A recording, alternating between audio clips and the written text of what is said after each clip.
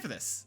This is just an opportunity for us to kind of just talk a lot, and I think that's going to be hopefully a good time. I'm excited just to, I don't know, we've had a lot of we've talked a lot. I've actually, because I was in California a couple weeks ago, and I had to drive like an hour, and we spent the whole hour just talking about Marvel Snap and the meta and all that stuff, and it kind of just got to a situation where it was we were just like, yeah, this would be fun to do. It'd be fun to do.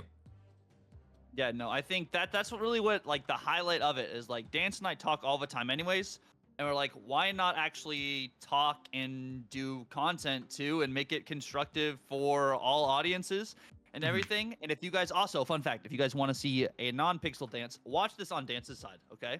Watch it on Dance's side and you'll get a sweet 1080p not my dance, and it'll be great right there for you. Exactly. That's exactly what matters, right? That's exactly what matters. I don't know. But but I am excited for this. I mean, what is it? So we've planned this out in some ways, right? Where we actually have some structure in what we want to talk about, the like certain sections that we feel like should get discussed. Because originally we were just saying like, we just wanted to talk about, what was it? We just wanted to talk about what is it called? We just want to talk about like cards, right? It was just gonna be specific cards. Yeah. And then it just, I don't know, it was just more and more stuff that we kept almost talking about, be like, this would be interesting, and it just kind of piled up. So it's a lot of fun stuff. I'm looking over at my list that I have over here on the side, and I'm excited for this stuff. This is going to be good. Yeah, and that's why we're doing it live too. So like we can have honest reactions from everyone too. So if you guys have a card you want us to talk about as well, maybe we can, talk about that as well. But do you want to start with buffs or do you want to start with nerfs? Well, I think the first one we're going to talk about, so we had 4 different things we were talking about, and I think the first one, based off of what I'm looking at our DMs, first thing's gonna be the top cards. So we're just talking about like the top cards currently inside the meta right now. What's just looking to be really hot, and there's a lot of really big cards I think right now, but we can break those down. Secondarily, then we're gonna talk about the OTA candidates and primarily what we think should get OTA, both buffs and nerfs. I think we both have a list of, is it 8 cards actually? Is that what we both have? Yeah. And I'm excited to see exactly what it is. We haven't talked about that in particular. I think there's a lot of stuff we guys try to avoid talking about because of this.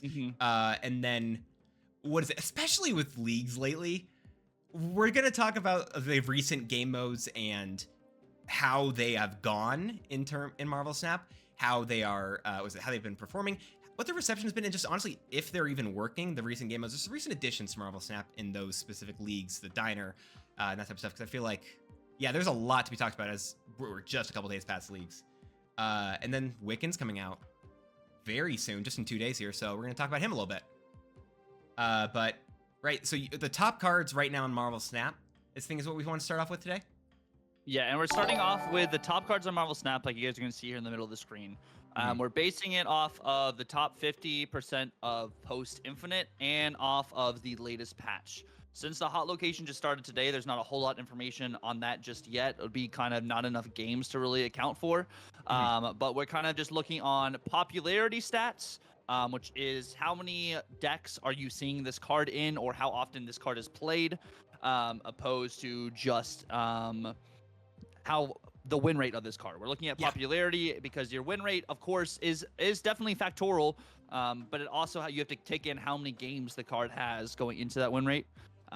So yeah, and what is it? Because I think on your side, you guys can see the exact list of cards. I also have some of the top decks in front of me right now that are currently performing, as well. So we can hopefully talk about all that stuff and try to give them more information. We're going on the Infinite top 50% though, just because at post Infinite, you can for one get a lot of people who are just going to run Agatha stuff, and that's not interesting. It's going to skew stuff up. We really just don't want to deal with that. Secondarily, the amount of bots and free wins that you can get pre-Infinite really can make those stats kind of clunky as well. And these are, again, the best stats we have available, all based off of the Untapped engine, untapped.gg.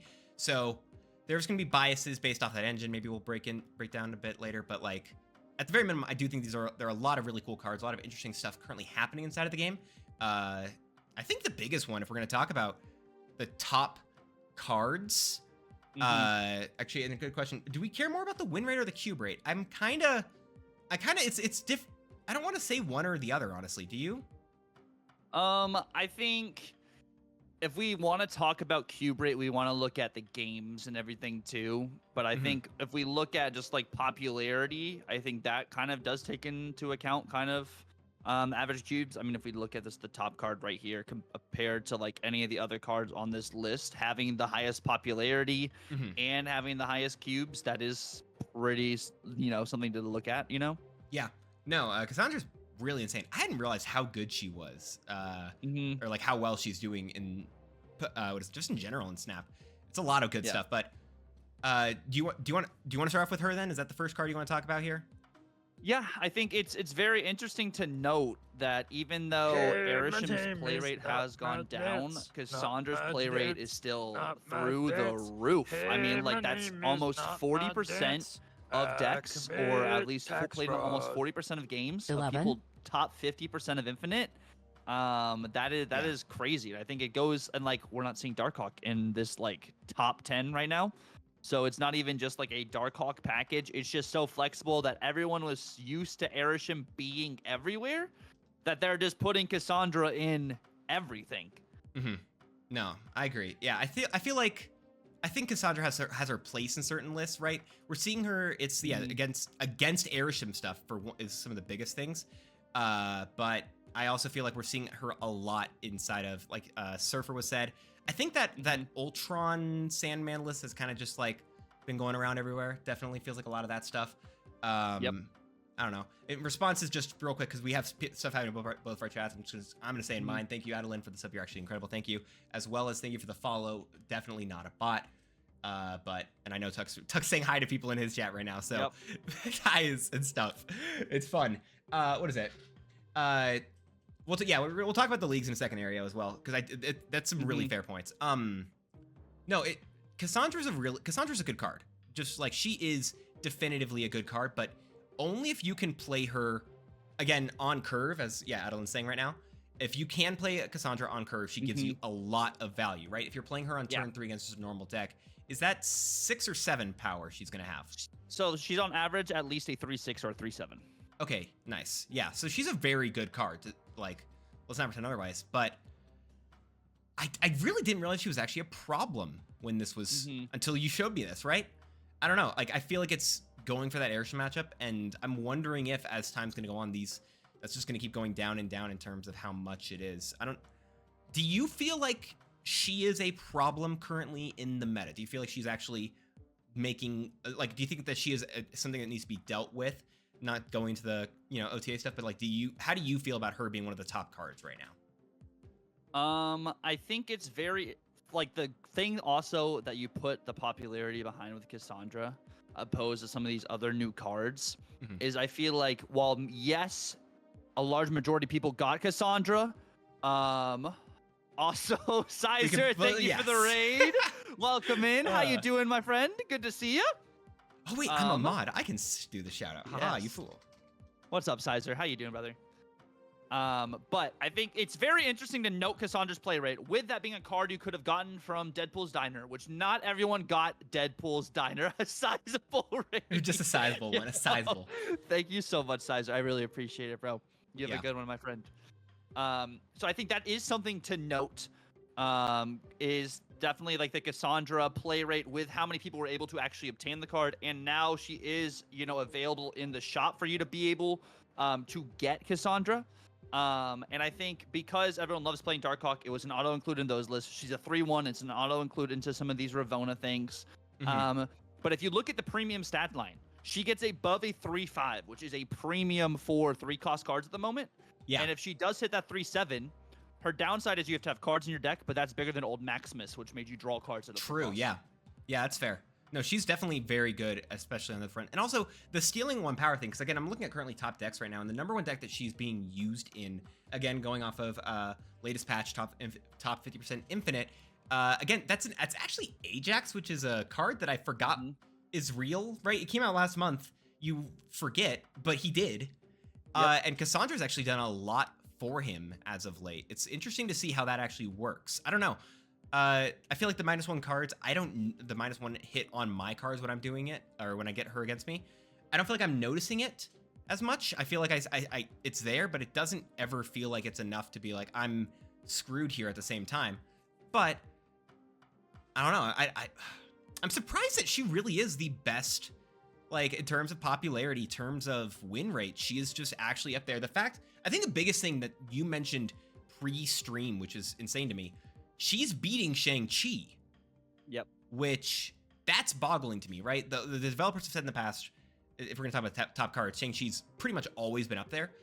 They're fine with him being at that angle, right? They're fine with Shang-Chi existing at, him being a really high, great card. The fact that Cassandra's already there, that's strange to me. Well, also, like, I want to put into perspective as well. We look at Copycat at, third over here. Cassandra has a higher win rate than Copycat, which Copycat is also a game-defining card in the sense you steal an ability from your opponent's lists. And I think what it is, like, to Wombat's point as well, there is still so much Airshim everywhere, and the win rate for Airshim is so well that people are running Cassandra in their Airshim lists for the mirror. Yeah, that's fair. And also, half the cards you're putting inside of Infinite, or inside of your Airshim list, right? You're not drawing them. It's fine. Yeah. It doesn't hurt anything. But but again, on what Wombat said, like, maybe people should stop playing Airshim. Every single content the Airshim tiredness, I am blaming on every single content creator personally. Anyone who said, this is a great card, this card will change the metagame, buy this card, that was parroted in every single place that you could hear it. And here we are now, like, God, I'm so over it, right? And I don't know, it's interesting to see the shift in that, because at the same time, it is a very cool list, right? It's a list that when you're getting this, when you're getting Airshim, or when you're using Airshim, it's a fun list. The extra energy is always super cool. The 12 random cards, those are fun, and it's still a really awesome list. But at the same time, I really wonder, like, I don't know, I really don't even like blaming Airshim fully for it. It's weird to me, And but like the thing is, like, I still will tell people to get Airshim because it is an new archetype of its own. Yeah. And I think what we forget about as well is when we told everyone to get high Evo, everyone got high Evo, and it was a high Evo meta for multiple months until there were changes and it got power crept. But like, that's just what we're into right now, and we just forget about that. Yeah. And I think if we look at it prospectively, Airshim's not going to be like this overpowered, like because it's not overpowered. It's not Airshim. It's the cards within Airshim that need to be have been adjusted and everything too. But I think there's going to become a time and place. Maybe it's later this year. Maybe it's not till next year, where it's like something's going to happen. Airshim's going to decline, but like without jumping ahead too, I think it's also the Loki change really helped Airshim even more. You're talking about the new Loki change, right? Yes. Yeah, which again, jumping through some cards here, we're going past Mockingbird, Kate, and Nico, but that's still, it's only positive 8 cubes and just barely above 51%. Again, on just based off public stats, is that bad actually though? Is that crazy to say? I don't feel like it's that bad. No. Like, yes, it's a high card right now. And what you're basing off popularity? That's what this ranking currently is at, this is on popularity, so how often it's played and like on the board kind of thing. Okay, got it. Even with that though, I don't know. With a very high very high percentage of popularity, the cube rate and win rate are pretty dang low. I don't know if it's going to be an atrocious way. Yeah, and I think it's I don't even know what I'm trying to say. But when it comes to I feel like Loki as a whole too, it is not a very easy archetype to play. So you see people playing at these higher levels playing Loki, and then some people are like, I can just do that. It's super easy just to happen. I'm gonna get the perfect draws and everything. When it's like you still have to pilot around what you have and what your opponent has. You don't just play Loki and win. Yeah. You still have to actually play the game still. Exactly. I will say, by the way, Richard said I recently watched a video, and the creator predicted Wiccan as an S tier. What do you guys think, tier S? We'll talk about Wiccan in a second. I feel like he's super weird to talk about. I will just say that in advance. Like, he's gonna be a weird card to talk about. I don't know, but we will. But for what it's worth, if we ever do a skin talk, we should write down what the orders are and then show it on screen so people don't question that. I'm gonna throw that out. I'm gonna say that now so we remember later. But I don't know. I feel like Loki. Maybe again, all the stats are based off of the public tracker, so we have all this information, all the information of just people who are using said tracker. I don't know if this is. I don't know if I can say Loki's broken off this stuff. I feel like new Loki's very cool. I feel like he's interesting. I could see him losing a power point or two, honestly. But even with that, like, it's not bad. I don't feel like. I feel like there's a lot of worse stuff to talk about with inside of the meta, and I don't think that is the worst thing we're seeing right now in Marvel Snap. Yeah, no, I don't think it's a Loki issue right now. I think if anything, like, the meta is at a very interesting point because it's the start of the new season. We have a brand new card which has a new, like, it's like a snow guard hybrid kind of thing, you know, with Kate Bishop adding cards to your hand and stuff. And then we have Marvel Boy making Zoo very popular. I think it's just like we're at a place right now where this OTA, we kind of need to shake up the meta a little bit. Yes, it's a new season and new cards, but we need something else because everything's kind of just flowing together. Yeah. Which, speaking of, right, let's go back to Mockingbird for a second. Talk about Kate Bishop, right? So again, public tracker stats, but like that is completely even win rate with barely a cube loss rate, right? Yes. And that's interesting to me. How are you feeling about Kate Bishop? I'm liking her right now, and I don't know if she's really the worst card out or like really that bad. So I think what I like about Kate Bishop is how all of her arrows kind of feel a little bit different. Yes, they all have abilities that have already been in the game for a hot minute. But I think I like the versatility of Kate Bishop, and opposed to some of these season pass cards we've had, I feel like this flexible Kate Bishop card is kind of more like a flexible tech card, and it feels more like a Nico, kind of like, oh, I could totally play this in here, and it's not horrible for my curve.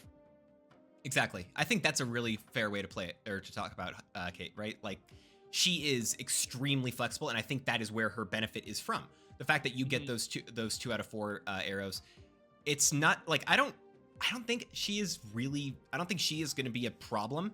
I think maybe if we're going to talk, if she becomes a problem, I think you hit maybe the acid arrow, or maybe you hit. I talked to you about this a bit, but like it felt weird to me that she doesn't actually get any buff from the arrows. Like the arrows do a bunch. I don't know. Maybe the arrows actually work with her instead of buffing themselves. Maybe there's that world. I don't know, but I really like that stuff. But yeah, in terms of what KO just said, right? She's utility, not really tech. Yeah, I get those confused all the time. I honestly say this is utility, this is tech, this is normal card, and then it's no, it's actually this. Yeah, but the arrow taking board space, right? That is the pro versus con of it, right? The arrow taking board space, which is really kind of, it's rough oftentimes, which is why we're seeing so much Zoo, so much of that stuff currently inside of the meta. Which explains why, again, Mockingbird is such a high player. Mockingbird has been a consistently good card, I think. Like, even when they nerfed her, I love that nerf, because even with that, I feel like, even with that nerf, it felt super cool, a great change at the same time, because of, like, I loved that Scar interaction. The fact that she worked with Scar out of nowhere, I don't know, it was just like... It felt, I feel. It could have... I wonder... It felt like a side grade. I feel like I don't feel like it was a full buff. I feel like it was just a side grade where it's just like it just changed, right? Because +1 cost and +1 power, it isn't that, like, for most cards that is still a nerf. And it is a nerf because you can now get Shang-Chi if we're gonna talk about specific counter cards.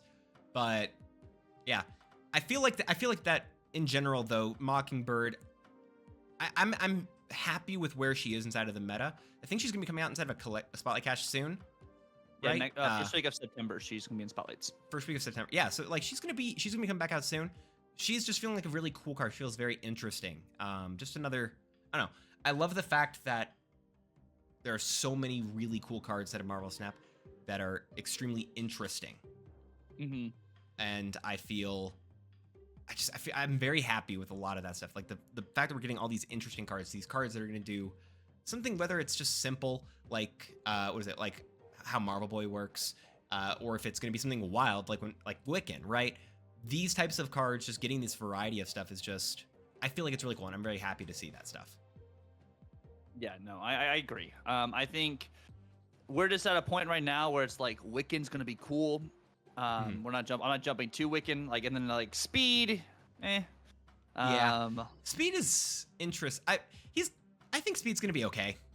I don't know. Yeah. I think he's just gonna be, I don't feel like he's gonna be anything that's gonna be like, whoa, it's his best card.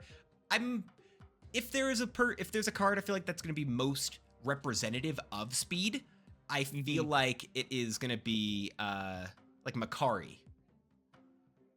But Makari's better than Speed because you don't have to play her. Yeah, but speed goes to can he go to like a 3/9?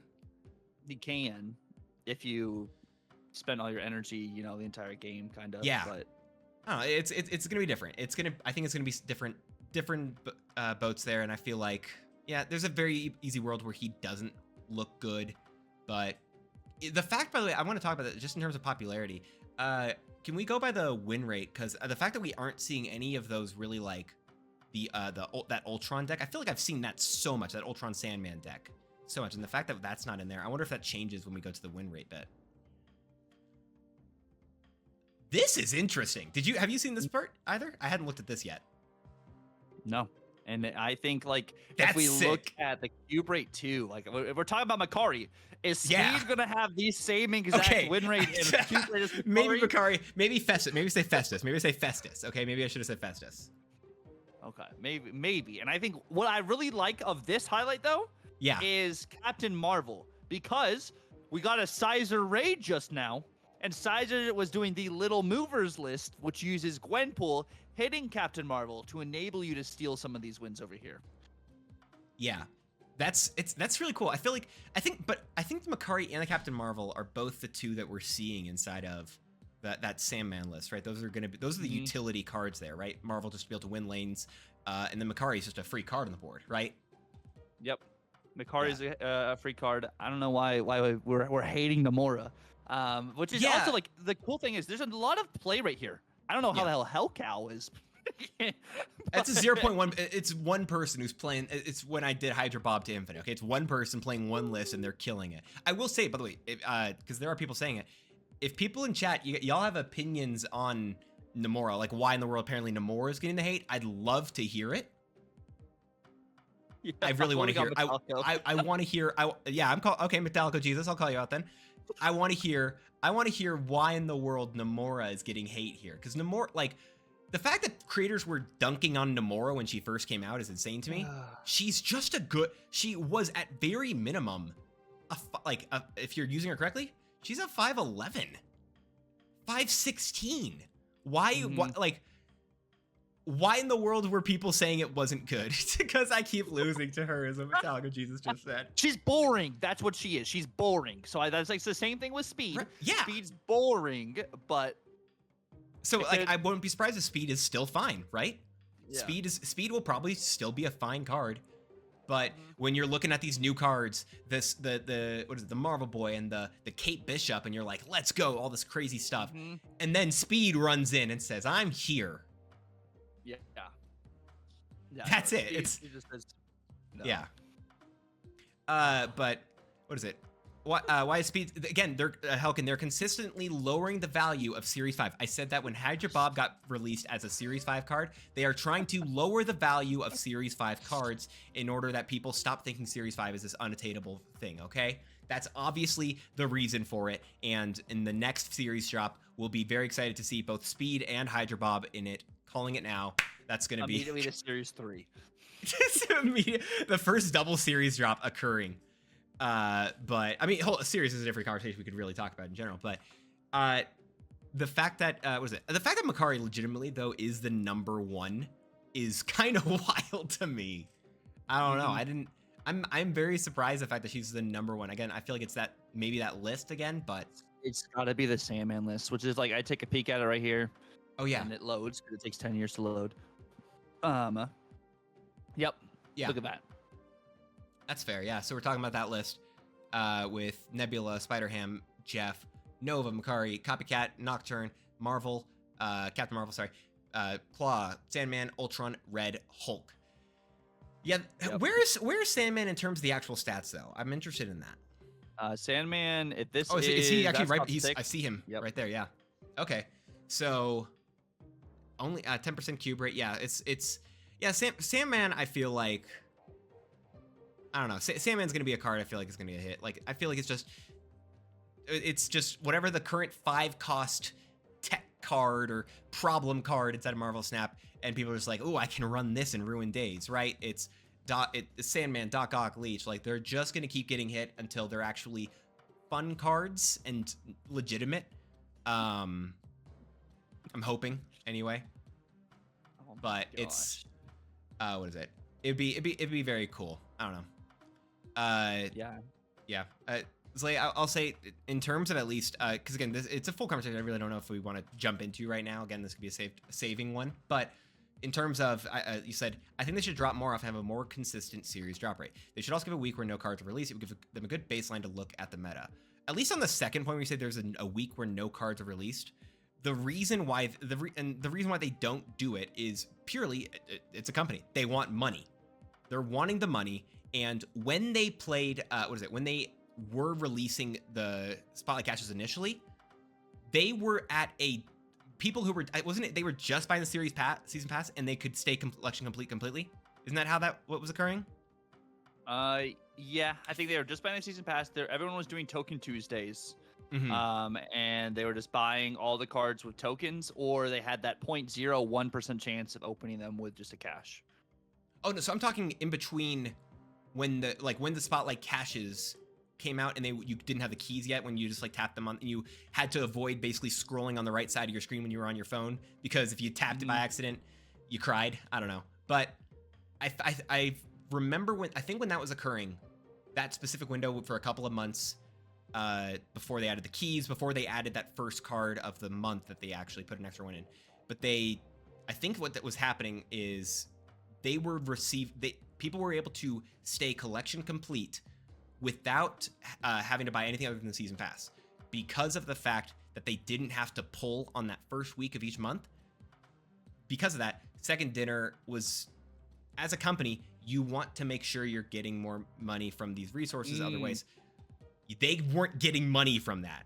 There was no money. There was no income from that, from people trying to buy more cards, more things. They don't want people who are going to be free to play to be collection complete. Yeah. They've said that blatantly, and it'd be cool if they did that stuff. Mm-hmm. If they dropped cards more consistently, if they had that week, right? That would be really cool. But at the same time, I don't believe they ever will, simply because they don't want you to try to stay collection complete.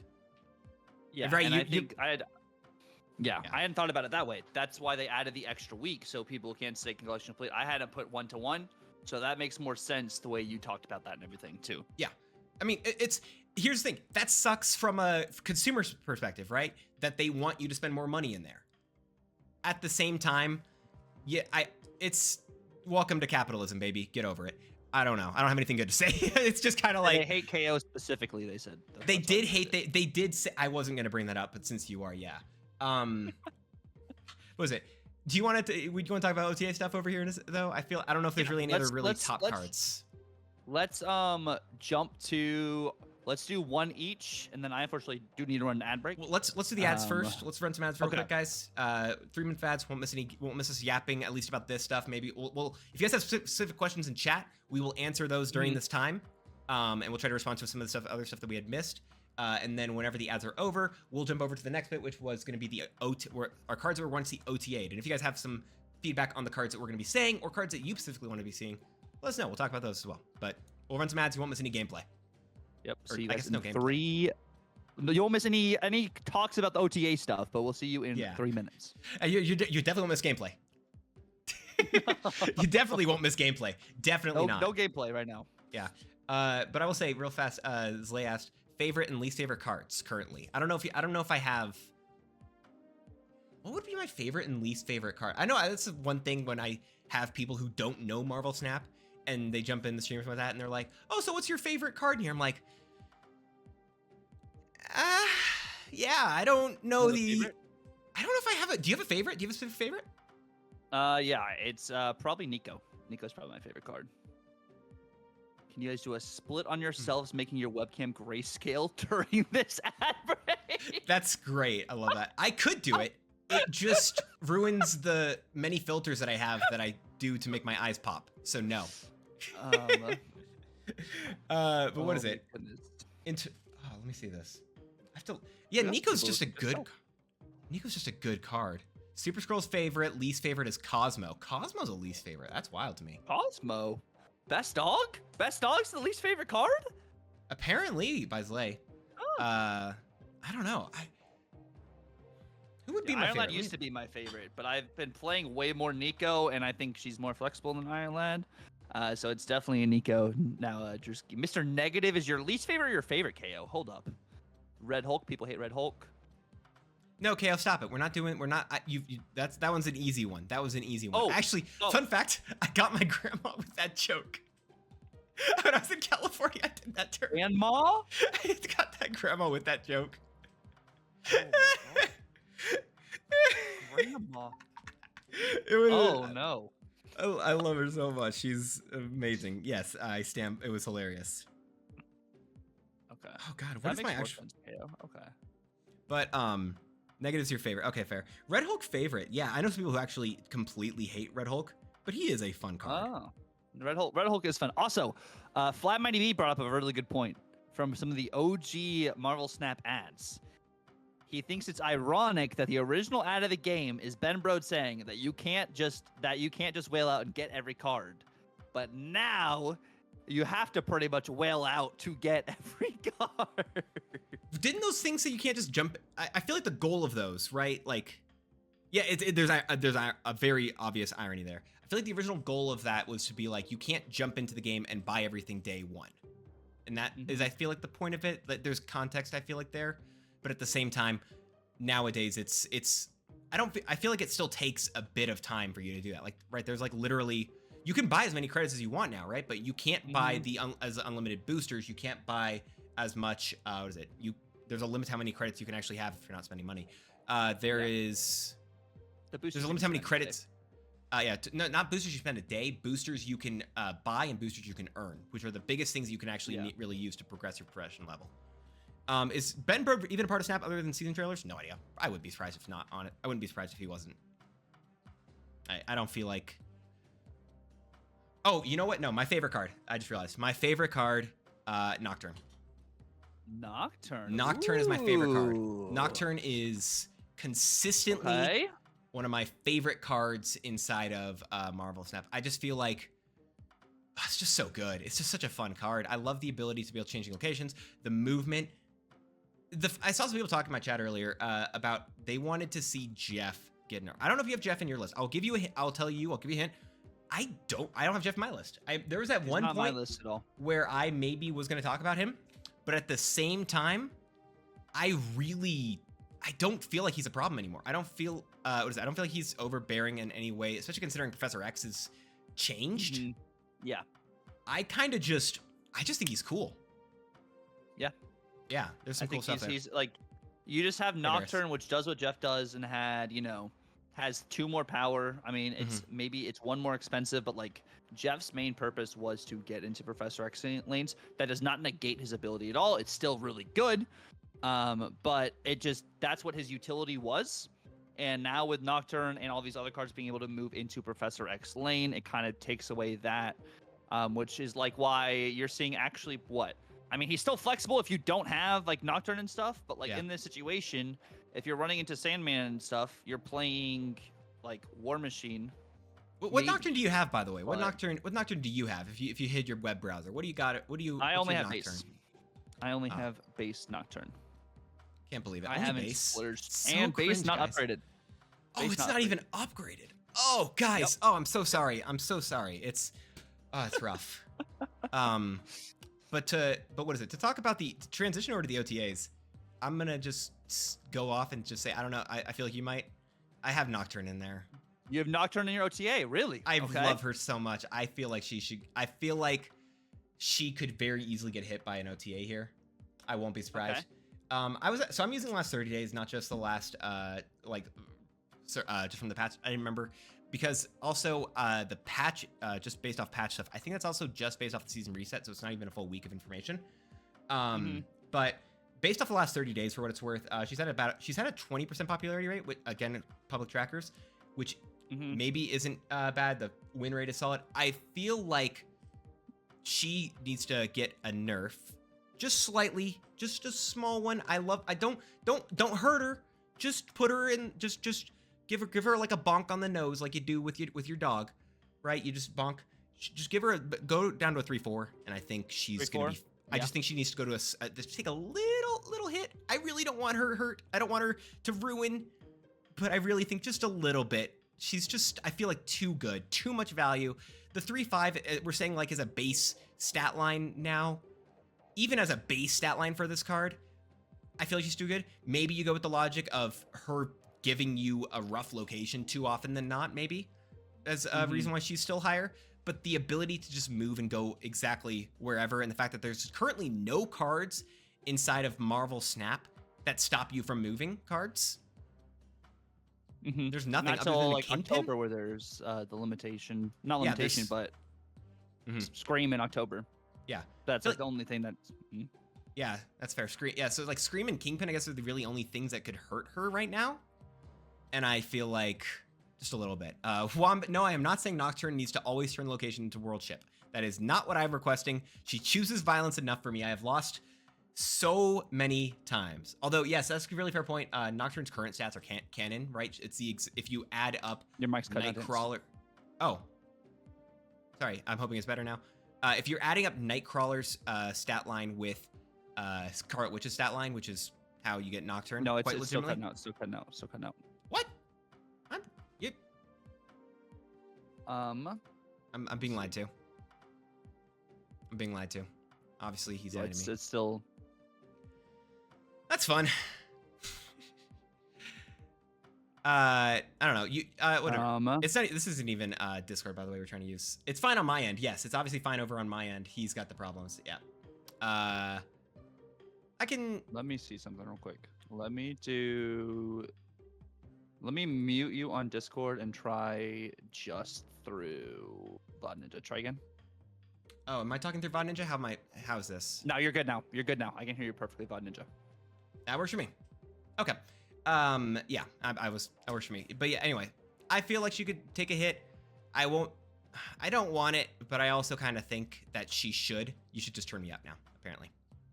No, let me change where I'm hearing you to.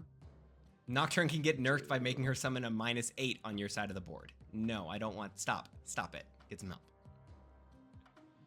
Yeah. But I don't know. Let me turn you up again. You do what you need to. I won't sweat it. I'll just keep yapping until you have me at what you think is a good volume.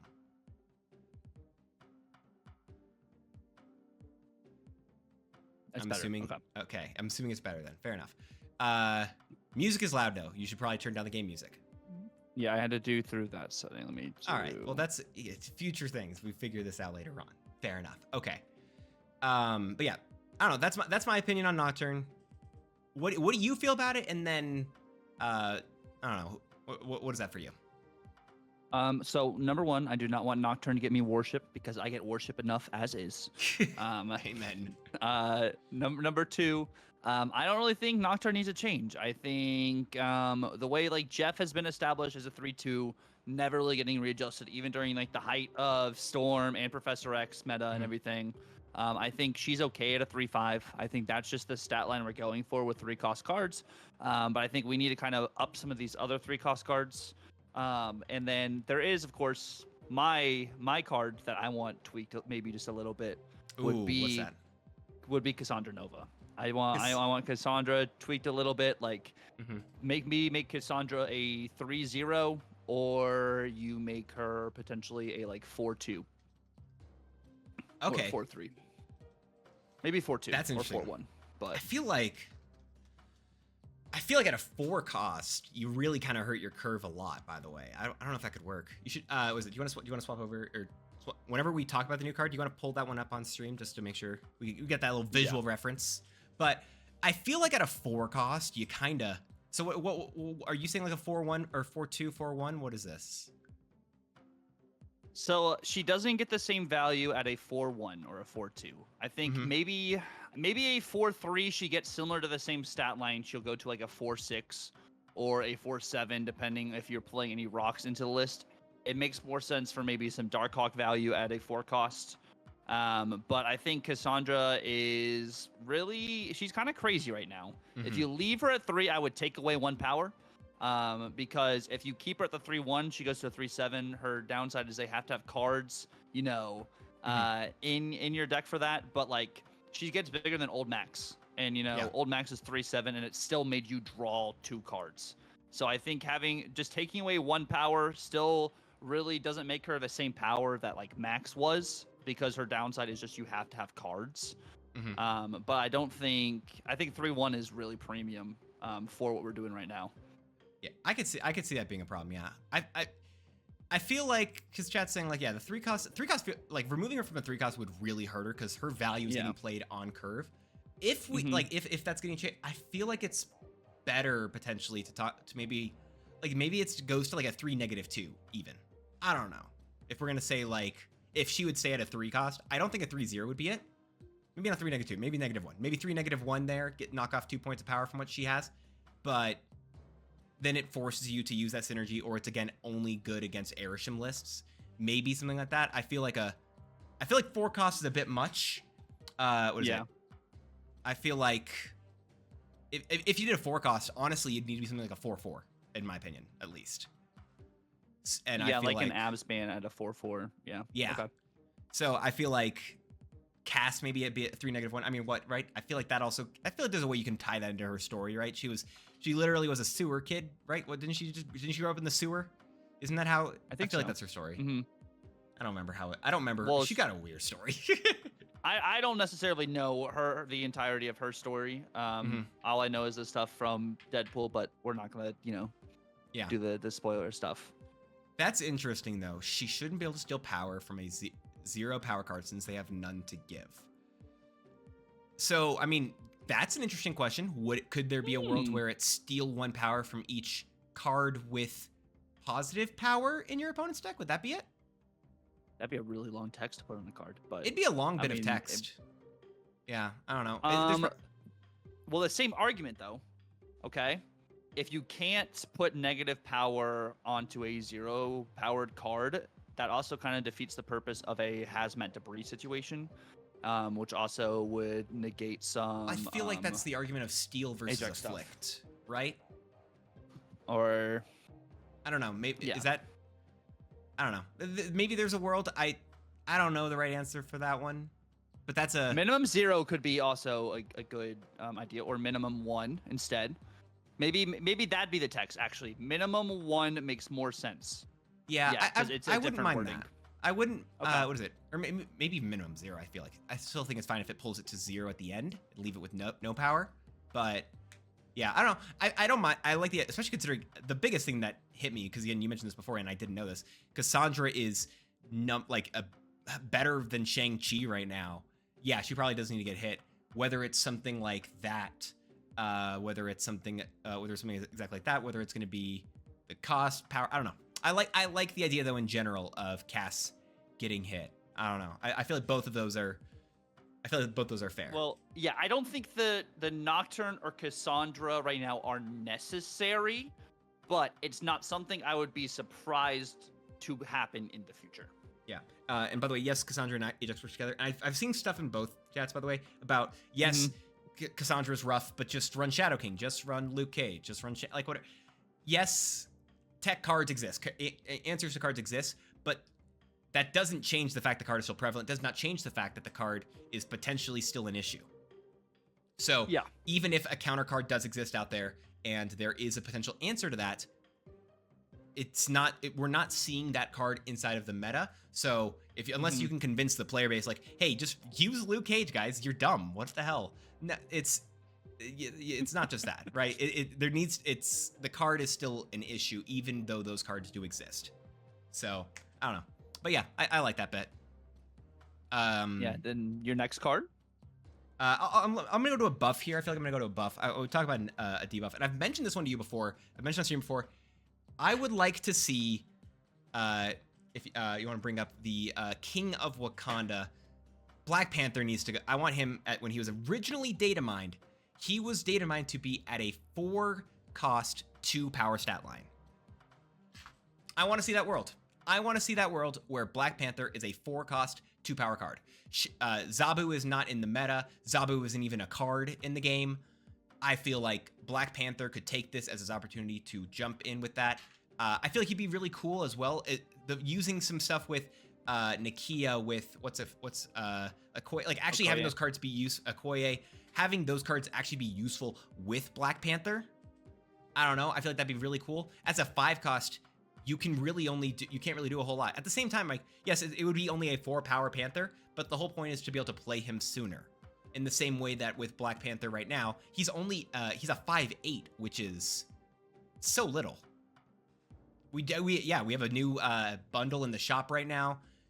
There's so many reasons in my eyes to buff Black Panther, to give him some new love. I want to see it. I feel like he needs to, I feel like I want to see him getting a chance to actually find, because even during his own season, he wasn't played. The card, for what it's worth, has a 1% popularity rate in the last 30 days here. Below average cube rate, below average win rate. The card's in trouble, okay? Why not a 4th? I mean, maybe a 4/3 works, but even if he gets just a +2 just on himself, he's then he's a 4/8 immediately. That can get Odin'd and absorbent. Like, there's a very slippery slope where that exists. So I'd rather just see a 4/2, because I feel like just lowering his cost does a lot there. And then you do other things, you see what you can do. But right, even just at a 4/2, you have a lot of options for what you can do with him. I don't know. That's my take for again a buff here. What are you seeing? What do you feel I like the 4/3 more, and I think to go kind of with like what Bass does. Bass gives a card 3 power, and Bass is one of the cards, like, I mean, if we're talking about rivals, that's is like he calls out to Bass, and I think starting out at 3 power, I like him at a 4-cost. I think if they just change him from a 5-cost to a 4-cost, I think that's a really good starting point. Yeah. And I really like that idea, like, a lot. Yeah. And I think, like, Wombat just brought up a good point too. If he's also a 4/2, if you have Ravonna down, you can Zola him on 5 instead of having to set everything up on 5 going into 6. And I think that helps you also with kind of like a surprise factor too.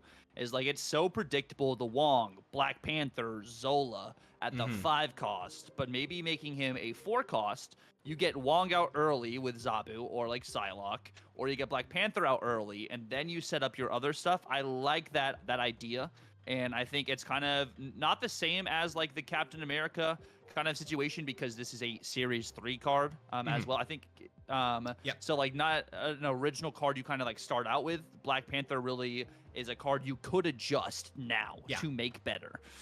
There's so much stuff you could do. Imagine just was it with Black Panther? Imagine if he was at 4/2 last month. Can you imagine how good he'd be with Gwenpool?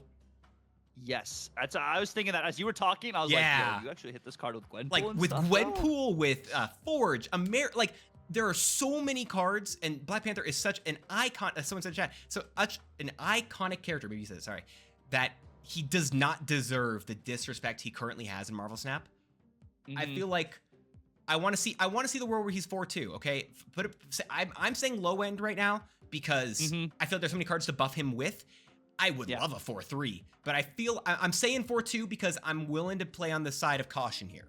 I want to play the side of caution, so he can pop off and he goes crazy things, and then either he still sucks and maybe gets a little bit more.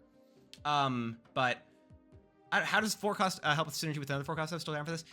It's just I'm just talking about cards in general that buff him up. Yeah. But so I that's like that. That's my if we're gonna have a pitch here, that's my pitch. Okay, 4/2 Black Panther.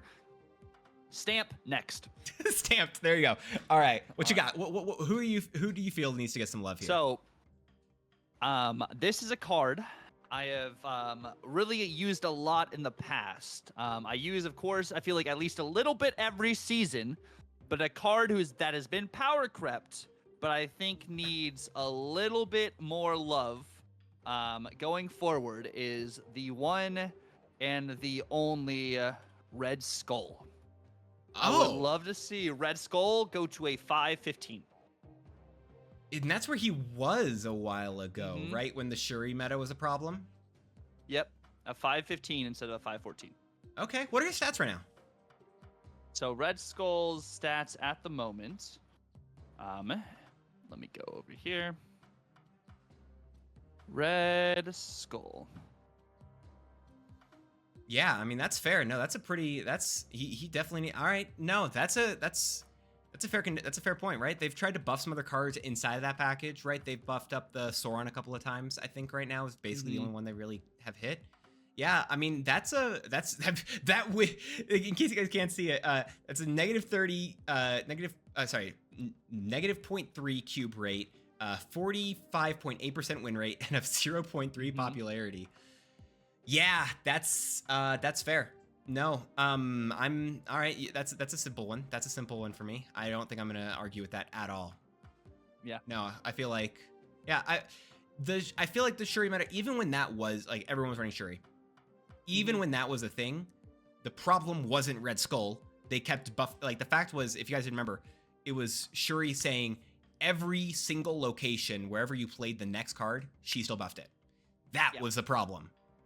I don't feel like Red Skull was that problem then. I don't know. No.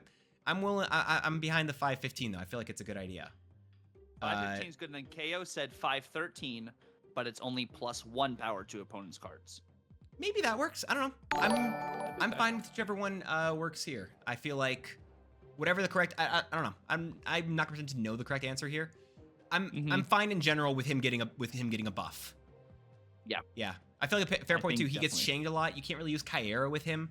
You have to, if you want to protect him, you have to basically clog the lane, right? It's going to be what you have to do: armor, then you have to play Shuri, and then you have to put another card down, and that's 3 cards already. And there's a lot of clog in the meta.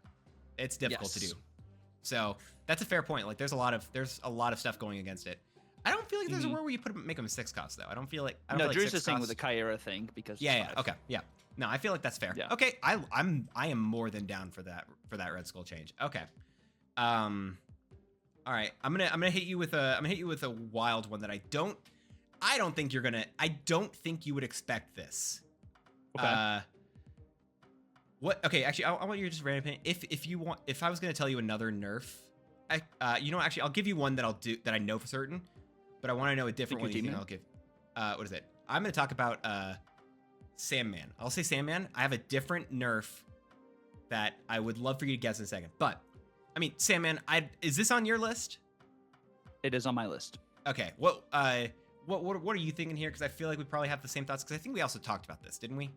Yeah. I think the 5/5 treatment is what I would do for Sandman. I think his ability is okay. Like, I think it's better than when he was ongoing. Like, if he was ongoing right now on the meta, it would be even worse. Yeah. So I like him at a 5/5 instead of a 5/7.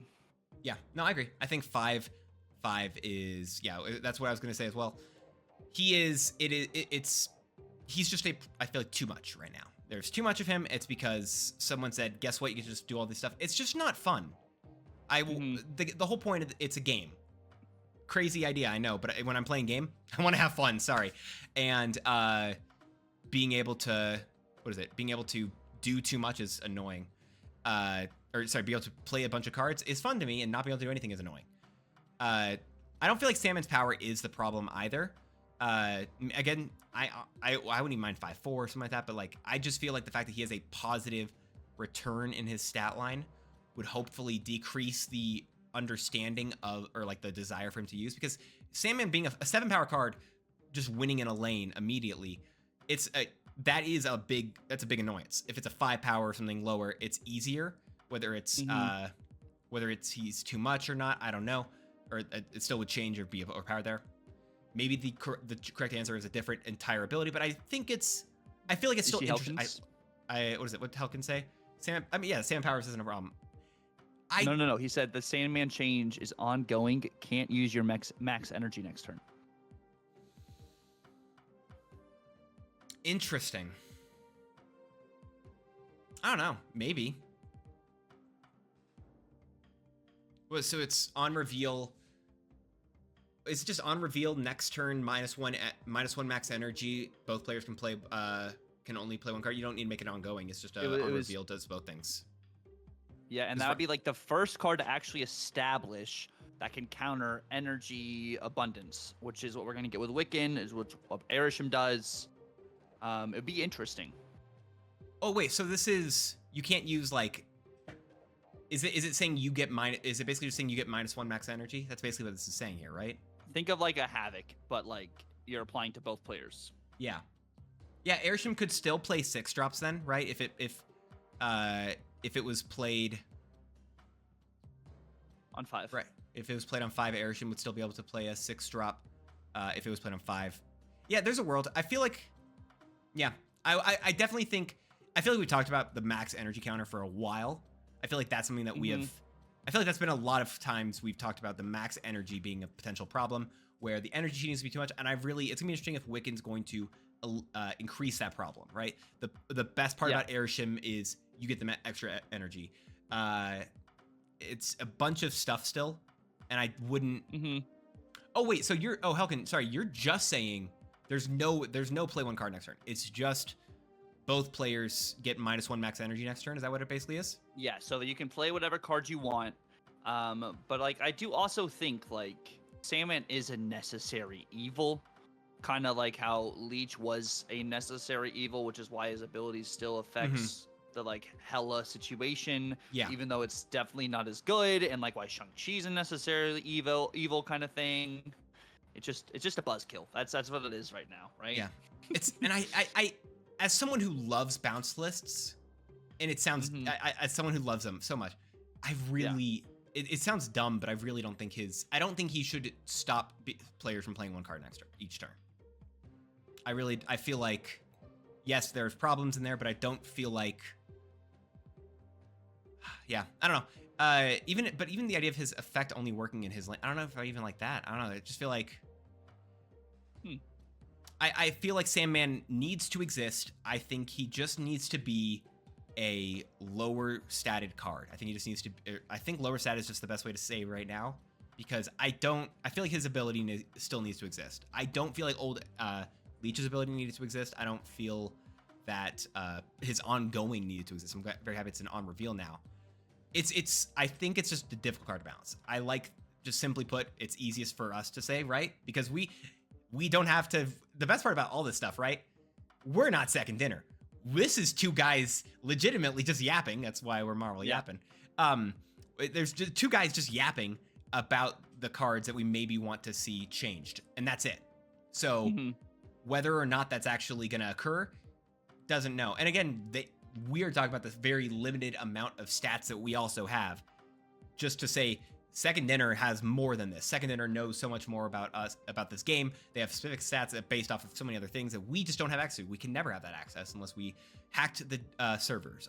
Unless someone's dad is Second Dinner and you want to hook us up with that, I feel like we're probably just gonna have to exist in a world where we're just giving the best ideas. But I just like the idea of him getting hit in that way.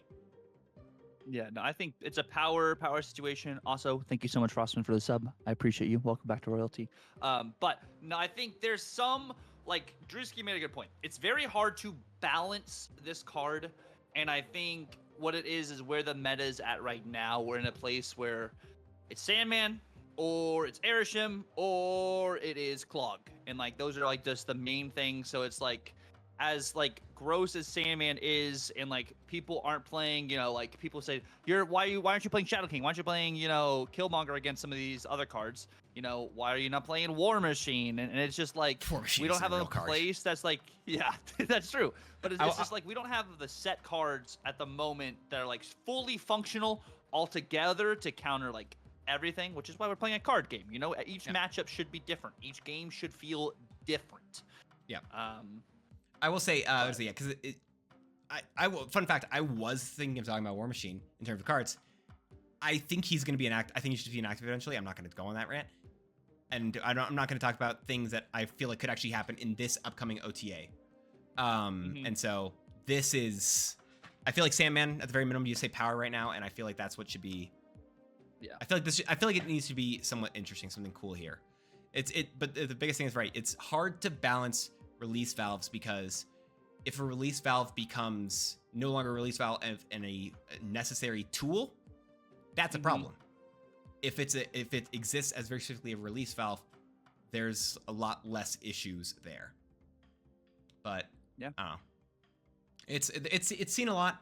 I don't think it's that. I don't think it's all that. Again, it gets my bounce list. I hate it here. But if I'm playing some dumb War Machine pixie list, I'm having a great time, and so I don't mind that stuff. But yeah, I don't know. That we both had Sam on the list. Do you wanna go next, or you want me to? I'll do a different one. All right, what you got? So I'll go to another Nerf. So I'm gonna go with Sandman's buddy at the moment. We're gonna go with Ultron. Oh, okay. And I'm thinking maybe taking away some base power from Ultron, letting his bot stay 2 power, but maybe making Ultron a 6/6. Interesting stuff there. Okay, so Ultron going to a 6/6, just being less valuable himself, but still giving the value onto the. That's interesting. Yeah. Yeah. So what's his? Let's see what's the win rate look like right now. What we got here? I want to see this stuff as well. So looking at Ultron itself, because I'm thinking like, yeah, Ultron's a really badass character and everything. Yes. So is Hela, and Hela's a 6/6 and brings back all these other cards and stuff. Yes, they're afflicted with -2, but I think you nerf Ultron himself, because sometimes just adding him to the lane wins, opposed to having to account for all the droid power. Okay, but counterpoint. I played Spider-Ham on Black Vortex and lost the game because I got Ultron. So I don't know if I can agree with this. I don't know. I'm sorry. Maybe you don't understand. My circumstantial information is going to have to disagree with your understanding of the situation here. No, but actually, in actuality, I really do feel like there is a lot of. I feel like Ultron needs a lot of fun. That needs some hits. I don't know. I wouldn't be surprised if Ultron gets a hit. I feel like his biggest benefit currently is that Sandman list, because it's just so much. What is it? I'm wondering if Sandman's the problem there or Ultron's problem there. I don't know. Because one of the benefits I personally enjoy about Ultron is Ultron is very easy to see what is going to be coming. Like, and it's difficult as someone who has a very tiny brain, but if you can count, you know what Ultron's going to do, and you know if you're going to win or not, and that's it. So Ultron has the benefit of being a very like putting out a lot of stats, but also has the detriment of being very telegraphed. And if you can do the math and figure out exactly how much you do, you know what you're gonna beat or not, and that's it. So I easily could see it. It's interesting. It's interesting there. Yeah, there's not Doom exists in those lists as well, but I feel like it's easier to tell which one's occurring based off the way they play the game. I don't know. It's I feel like it's.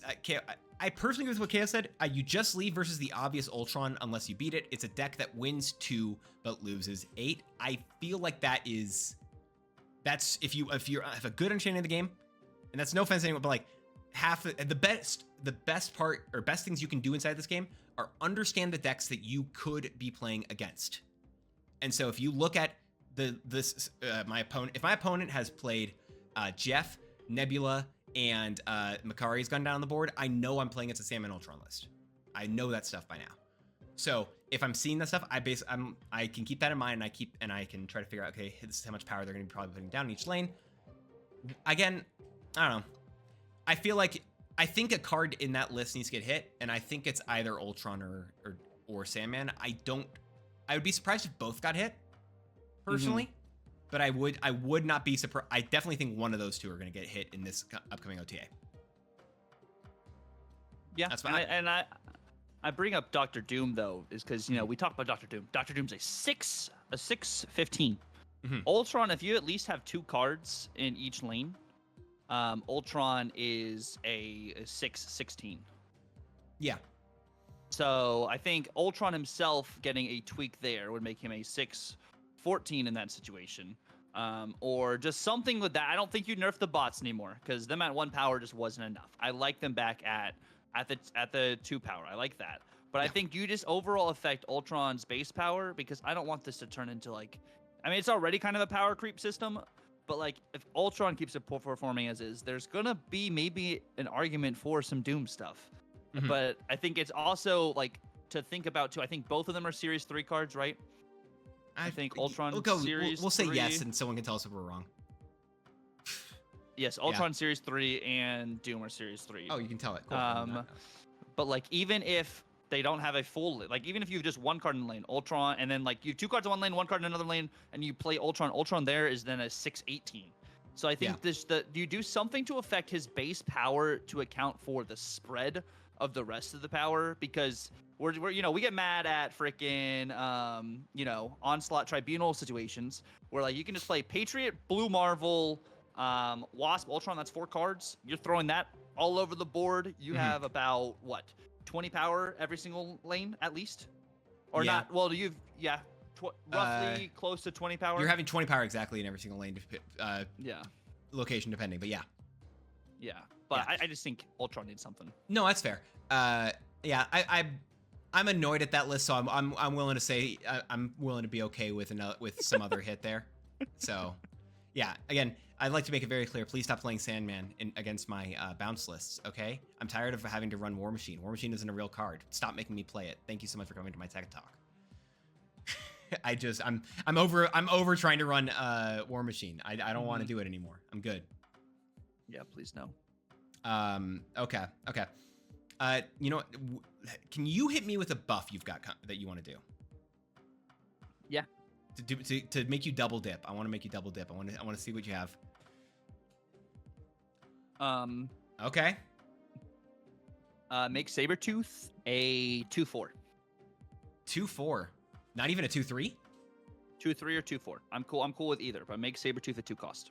All right, cool. Easiest sell I've ever had in my life. That's fine. Yeah. Yep. Well, that's so fine. Look, what is it? I'll give you stats real quick on him too. Sabretooth's stats currently right now are a minus 0.11 cubes. Again, based off the stats we have, 47% popularity and 47% win rate and a 0.2% cube rate. I feel like I'm looking at a different thing. I'm looking at, what am I looking at that's different? So why do I see last 30 days versus, I'm going to guess, the last patch? Yeah, this is latest patch. So that's the season. So this is based off what we've seen in the last 5 days. Yeah. So in the last 5 days, I feel like that's higher. Again, I'm going to go off the, what is it? I'm going to say based off the 30. If you guys look at the 30 days as well, though, it is 0.11 in terms of average cubes, which is, it hurts a little more there, top of the list. Okay. Let's see.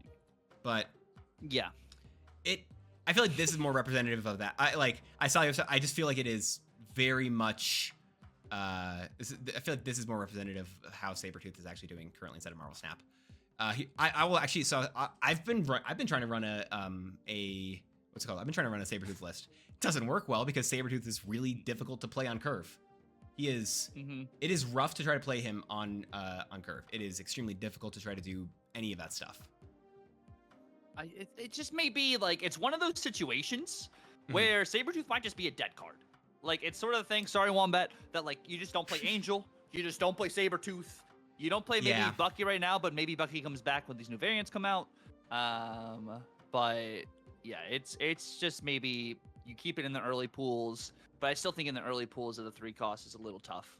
Yeah, again, maybe it's just different pool things. Maybe that's where it exists, and we have to live with that. I hope not, but I feel like Sabretooth is just in a very rough spot. And when they gave him the extra, I remember when he got the extra power, people were like, thanks. I feel like it should have gone the other way though. And maybe we're wrong about this, but I don't give us more 3 cost destroy cards, second dinner. We don't need them. Let Sabretooth go down to a 2 cost. We're okay with it. We're not using Hulkbuster in the list anymore, so let us use Sabretooth, please. Thank you so much. I'm not using Hulkbuster in the list anymore. I feel like people are using Forge more. Aren't they using Forge more? I mean, I personally am using Forge more. I know some people are still using Hulkbuster, but that's a question. That's a different conversation. That's a different question. Okay, you know what? Actually, maybe I'm looking at the if I look at the top meta decks over the last bit. Yeah, never mind. Hulkbuster's being used more. I ignored the part I said about that. Okay, but yeah, so hold that KO. What is it? Oh no! Okay, we're getting spoiled. All right. To Hit it. We were spoiled. Let's talk about Venom. Apparently. So, I don't have Venom at a 4 cost. Okay. Okay. But I have Venom back to a 3/1. That's fair. That's fair. Yeah. Okay. If you said 4 cost, you're gonna have to sell me very hard on that. No. No. Okay. Okay. So you're saying that a 3/1 right now. Okay. That's a lot more reasonable there. I feel like I still like it. Right. I feel like I still like him. I don't. What are we seeing in terms of these stats though? Venom.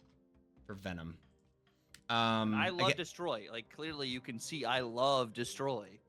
But...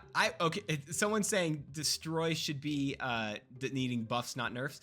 We're gonna have a symbiote season, which is only different. Rant. The fact that only one symbiote thus is gonna be actually destroying cards feels weird to me, but besides the point. What was it? Yeah. So in terms of Venom, that's a 0 cube rate. Win rate's low. Is it just low? And I don't know. If they don't play it in, we don't play it in infinite. That's why. So if you go to all ranks and then we bring it down. I mean, yeah, that goes. It changes. Maybe it's different in that bit. I don't know. I feel like if it's not, I don't feel like it's a problem. Maybe 3/2 you could maybe sell me on, especially if that's going to be the stats lower on, and you have to. It's just so predictable. That's why Destroy is how it is. Yeah, that's fair. Yeah. I feel like, yeah, I wouldn't. If you make him a 3/2 potentially, I feel like I'd be a lot, maybe that. But I feel like it's. I don't feel like it's that. I don't know. I'm not sold on this Venom change as much. I feel like maybe it's although it could be an argument of like, well, if you're gonna buff Sabretooth potentially to make it a better thing for Destroy, maybe Venom needs to go down then. I don't know. I feel like I'm okay with him at a 3/3. Maybe I'm wrong here. But it was just my spicy change. Would be just negating. That's a spicy change. That's a spicy change. Okay. All right.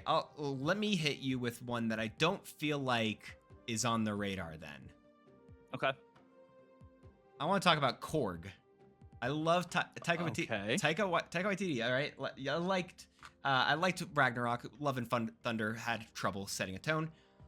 Korg has too many cards right now that use so much of what he does. Okay. I feel like you hit him in one of two ways here. Mm-hmm. Number one, you make it you turn him into just a 1/1. You just hit him, just knock a point down. That's it.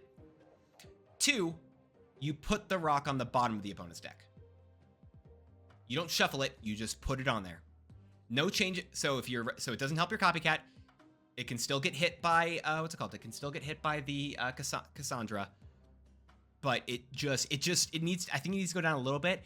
There are a lot of cards that use Korg, and I feel like Korg provides a vast level of disruption that your opponent can really harm your opponent. Again, I'm thinking of the copycat, thinking of the Darkhawk, all of this stuff. I feel like he is just too good of a 1 cost right now. What is it? He's one of the like we've talked about some very high win rates. He's only a percentage point behind Sandman currently. Sandman 54.1% right now, and Korg is at a 53.0. Or 53.4 if you're gonna look at. I think that's 7 days, but still, he's a good card.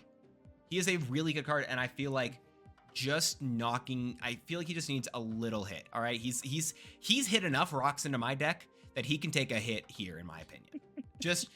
I feel like he's incredibly useful, but the 1/1 I feel like I like most because the shuffling your opponent's deck is really good. But I don't know. What's that? I mean, I think Korg is okay as is. I think it's a necessary disruption card. If we look at some of these 1-cost cards, like you think of your Spider-Ham, you think of your Yondu, you think of your Korg. Like, I think if you were to change him, maybe you make him a 1/1, but I think he's just okay as is. He's not carrying most of these decks. Unless maybe you are doing some bounce Korg potentially, so you're able to shuffle over and over and over again. But I think Korg's okay. I think Korg is just as is all right. He can stay a 1/2. These stats don't really like scare me or anything. So I think he's okay.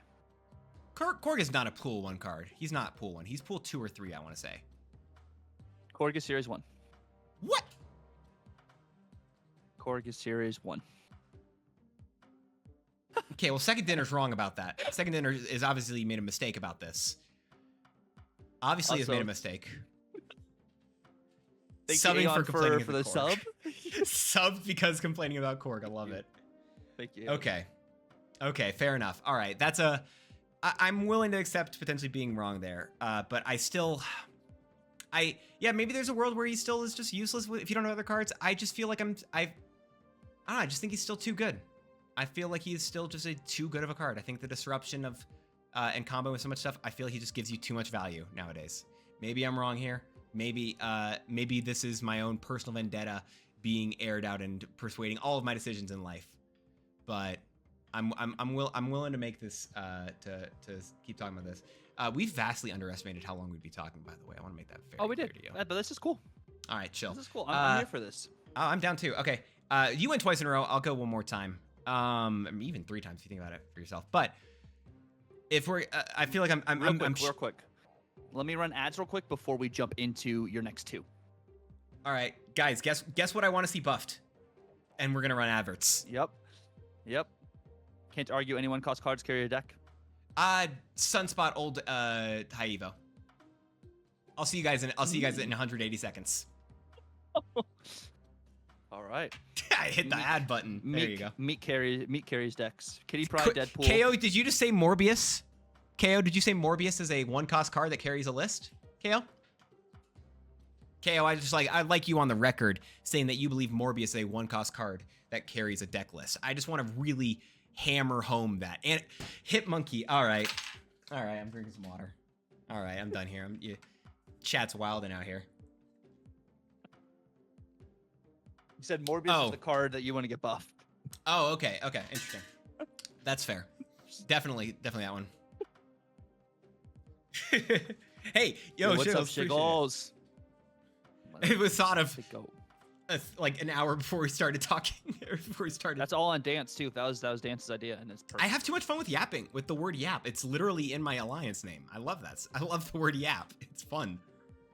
I terminally yap. It's a condition that I can't get rid of. Terminally. It's terminal. Oh my word, I love it. Yeah. It's a rough time out here, apparently. No, it's a great time out here. Yeah, it's fun. No. Okay.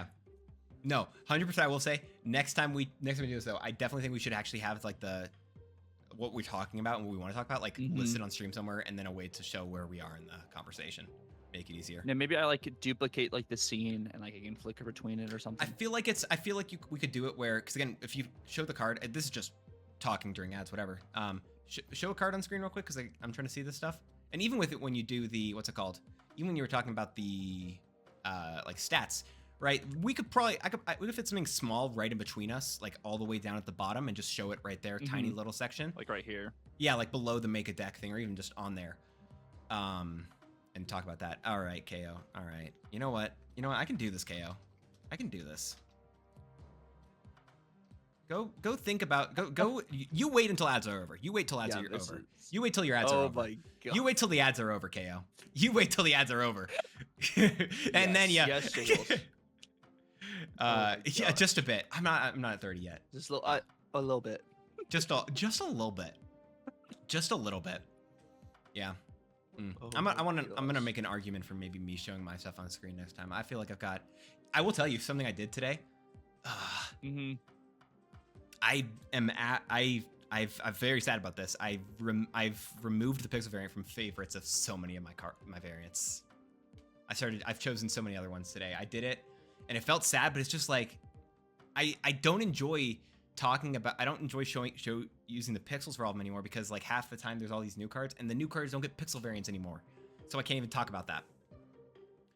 I mean, so 53.4% win rate. If we're talking about even the top cards currently inside the meta, like again, again as someone who's saying I really want to see him get nerfed. The top win rate cards currently, and again according to public stats, is 55%. That's a couple percentage points difference. if we're gonna talk about the #1 win rate cards currently inside the game right now, he is number 6. I want to point that out. I felt like I should have mentioned that earlier. Hey, I've got one of those 2 on my list. But like, if we are gonna argue that 53 is too high and stuff, like, yeah, we look fair. at a large majority. Is that a 0.0% popularity as well? By the way, I just want to point that. That's yes. Yeah. You don't feel like a VIP? Well, you're fine, KO. Get over it. What is it? Okay. All right. If I were to talk to you, if I would tell you that there's a 4-cost card that should be a 3-cost, what card would you think I was talking about? I would say White Queen, but I think you're talking about Namor. No, I'm not talking about Namor. No, neither one of those 2 are what I'm talking about right now. I'm actually talking about someone who's gonna juice things up. Okay. Do you know who that is? Juice things up. Yeah, Moon Girl's gonna juice some things up. Moon Girl out of 3. Love. Doesn't Moon Girl? Doesn't she? Oh I'm gonna juice gosh. this up or something like that. Doesn't she always say that with the bubbles Yes. and whatever? Yeah. Yes. There you go, Pigtree. Thanks for subbing, by the way. I can say Evertuck because I saw it. Anyway, Twitch baby, by the way. Also, Serpent Wolf. To be fair, Korg is not winning that game for you. Yes, it affects that draw. Sometimes it does. Not all the time. The card that is winning that game for you is more than likely going to be Darkhawk, or it's going to be Cassandra, and it's going to be those cards over the Korg itself, because you can also do other things with that rock. If you're playing Destroy, it doesn't do anything to you. You're playing Blob, it doesn't do anything to you. Maybe it actually helps to shuffle yourself, or maybe you low-key out the rock as well. I think it's not the 1-cost card carrying that list at all, and that's not the issue. And I also, to be fair, also with KO's point too, it's a Series 1 card affecting the card experience for all the beginner players. I don't think that's something that should happen. it's. I feel like as an enabler, there's still a good argument about it, but there's drawing the rock always feels rough. Making the other cards better is also like a fair point. That I don't know. There's just enough specific points there that I feel like it's weird. But okay, but Moon Girl. Currently, she's struggling right now.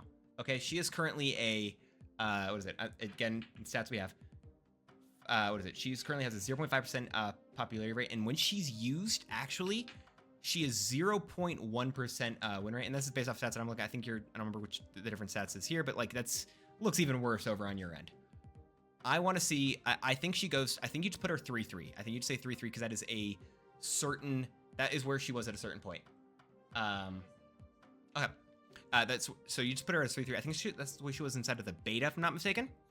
And I feel like that is fine. Doesn't hurt anything here. She was nerfed to go to that 4-4 stat line. I think I want to see her brought down. I don't feel like she needs to get the 4 power, 5 power. I feel like just 3-3 back to where she was a bit ago. I think that if you bring her down there, it would be a lot. I feel like the game would be more balanced. I feel like that right now she's just such an awkward spot. Yeah.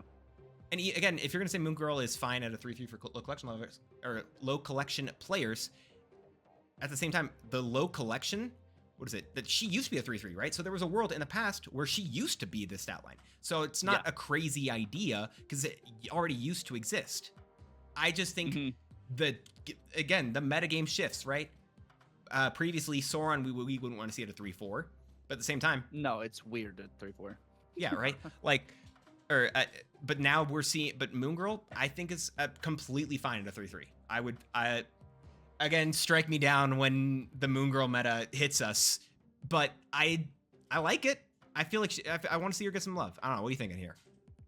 I would love to see Moon Girl at a 3-3 also, because in Chase's list, it would be freaking sick, the Toxic Green Giants list with Moon Girl playing it later on curve and stuff. And I think a good point that Tarantula put up as well is like, yes, you're using Moon Girl in a lot of these like Gwenpool lists potentially too, but that's more targets Gwenpool has to hit opposed to hitting the same target multiple times. Yeah. So I think also that does help Devil Dinosaur a lot, because you can play Mystique and Moon Girl on the same turn to be able to get some Devil Dinosaur value. So I like that for a healthy change. Yeah, which again, I would say Devil Dino was a card that I was thinking of talking about, but I liked this because of that exact thing we're talking about here, where you can now get a turn. It's a turn 5 and turn 6 with 2 cards. Like there's a legitimate there's a lot of value in this, and I just feel like Moon Girl has fallen out of the sunset, fallen out of the sun, and then on the Dino point, Dino, if you look at his win rate, it's atrocious. The Dino's struggling right now. I feel like Moon Girl needs to get hit with this stuff. Yeah, no, I think that's a solid take, and I think helping the Dino out, and I think also playing Moon Girl earlier on in the game or later with another card in the game can really help you have a bit of a surprise factor kind of with your list too. It makes her more flexible instead of she's only in this because on 4 I don't have anything else to do. So I'm playing her in this situation. So I like that. Yeah, no, I feel like, and also I feel like the fact that we used to have lists, and I want to see more because again, I also ran one of these lists recently. I ran one of these lists after I already knew I was going to put Moon Girl on the list, but especially with that in mind, like trying to do these cool lists where you can try to play a bunch of cards in the same turn, and then trying to Moon Girl those cards against similar to like Toxic Green Giant stuff, just kind of sucks. Yeah, I don't know. I'd love to see it. Maybe again, strike me down if it's wrong, but I like this idea. Yeah, no, I think it's cool. And even like with the bounce idea too, Mo, I think you may not have the hand space to be able to bounce everything back into your hand if you do the Moon Girl. Yeah, no, I think bouncing Moon Girl should be atrocious, honestly. Like Kate Bishop, I think works, but Kate Bishop's still tight. So I'd like to see the Moon Girl there too. Okay. Yeah, I'm here. I like this one. All right, what's a buff you wanna give out here? So I am thinking about this guy over here. While he pulls it up, I'll say, if Marvel Boy is worth picking up, if you enjoy the Zoo archetype, if you enjoy the style of list that you're seeing with Marvel Boy around, sure. If not, he's a fine card to skip. He is not necessary for your collection. At least my personal opinion. But I feel like he's a good card. He's just not necessary. Yeah, he's definitely a good card. I feel like it also, look at the other spotlights you have coming up this week or this month, I think, and look at September, October, and value and prioritize things by future prepping. So if it does take you 4 keys to get Marvel Boy right now, if you can't get some of these cards in September and October, I think it's more worth it saving it for some of these other cards. Yeah. But he is a solid grab. Yeah, I definitely think he's not bad, but I think there are better. I think there are some very good cards coming out that are going to be a lot more useful across the board. But all right, so Silver Samurai, we're ignoring him. What's going on here? What are you feeling? So I'm thinking you either make him a kind of like a 3-cost card, or you give him some extra power. I think it may be like a 4/6, or a 4/7, or maybe you do the inverse of Moon Knight. Moon Knight does even cards. Silver Samurai does all odd cards. Interesting stuff. I feel like I don't want to hit his text. I feel like I feel like there are enough cards in Marvel Snap, especially for discard lists, that the majority of the discard list cards are odd costs, which I didn't realize until the Moon Knight change, which was really cool. In terms of just keeping him this the same ability, I don't mind a 4/6. Again, at least on the stats I can see here, negative 0.25 cube rate, so you're losing a quarter of a cube potentially. Win rate is 45.8, popularity 0.2. I really should make sure. So what is the exact stats? Make sure we're talking about. I think it's the same ones. Okay, cool. Yeah, these are very low stats. This is a fair card, I think, to get a buff. It's just the problem is as well though, it's not the most useful card. And I think, yes, it can get buffed, but the best list that you're really gonna see with Silver Samurai is is it just like the Swarm list? I don't really know what you do for, what the best cards are for him. It's the old mill list. Yeah, old mill, I guess then. Yeah, with Stature, you want to have Stature there too. Some versions of discard, but again, he still feels awkward because then you can't use your Dracula. You can't use more. I don't know. There's a lot of stuff there. I just don't feel like he's a incredibly useful card. So I feel like hitting him with a point of power or maybe 2 is fine because there's so many times where he's awkward. He is going. I only see him in Airshim right now, randomly. Yeah, honestly, fair, right? I love using him against Airshim to just hit their blob and get rid of that. That always feels so good. So leaning into it so he's one-sided is interesting. But So more like a Black Bolt, but like for your opponent. that's so like you're only interesting. hitting. Ooh, I like that actually. That's that one I like most. I think he goes down to a 4/4 there. Yeah. Maybe, but like if you made him so he was just like a Black Bolt, okay. That's the easiest one you sold me on so far. That one I kind of like. That's all KO too. That's all KO's idea. So Okay. I like that. Yeah, KO. I'm gonna say you're cooking there. You're cooking. I apologize for timing you out earlier. I feel like that's I think that's the potential best idea because I But don't no, feel keep like him at 4/5. You think 4/5? I don't know. I can see Keep that. him Yeah. at 4/5 because Moon Knight 3/3 does something similar-ish. Silver Samurai 4/5 is 1 cost more, 2 power more. Black Bolt is 1 cost more, 2 power more from Samurai. Okay. That's fair. Yeah. All right. I think you've sold me on just one-sided. I feel like that's interesting. Love you too, KO. All right. I'm gonna talk about a different. I think I only have one more nerf and 2 buffs. What do you have left? I have. Yeah, I have 1 more nerf and 1 buff. Okay, so I'll go. Actually, no, I only have a buff. I only have a buff left because I already talked about Cassandra earlier. Oh, okay, cool. So then I guess I'll just go. You have 2 buff, or was it? All right, I'll talk about 2. I'll talk about my 2 buffs here. Then you talk about your nerf, and I'll talk about my last buff or nerf or whatever the thing is. Yeah. Okay. So I mentioned between Namor, White Queen. I think I want to talk about the King of Atlantis. I think it's simple, and I don't feel like we need to take a lot of time on this. Which before I actually fully go into it, I will say discarding your own cards is desirable with this card. Yes, you're correct, but oftentimes the lowest power card that you are discarding in discard is a card that is incredibly useful to you. At least my personal opinion. But you think Namor and Orca need reworks? No, this is not Aquaman here. I feel like, so I was considering doing a package deal and just saying Orca and Namor. I still am fine with honestly the way Orca works, I think. And I don't want to recommend changing the ability. I think the ability, because of Namora also being a thing, because I feel like if you do it, there's like now a package of 3, where if you change them, you should change all 3 of them. I mean, maybe Orca should get changed as well and get an extra point, but I just basically think it's going to be, I think it should be a 4/7 Namor and just give him and see if he can live at that world. And Orca should go to if we're going to say Orca as well, 6/12, but even as a Series 1 card, I don't think a point of power will kill him, similar to how Punisher got a point of power. Just make him a 4/7. It brings him to a 4/12 at max stats, and it's incredibly difficult with the meta that we have right now to even just have only 1 card in the lane. So, if they both, I would say if Orca and Namor were both on reveal +5 power, if this is your only card here, I would. Yeah. They'd be broken. I think they both need some nerfs in terms of base stats as well. I feel like that is very difficult to do. I don't know, but if that was a thing, maybe that's a world. But I don't know. I think Namor needs a buff, whether that's an on reveal +5 on go, or he just gets a base buff. Yeah, I don't know. On reveal +5. But he has to be by himself. Oh yeah. On reveal +5 power if this is your only card here. I think he has to be at 4/4, honestly, probably for that. Maybe 4/5, maybe. But like, it would need to get pulled down.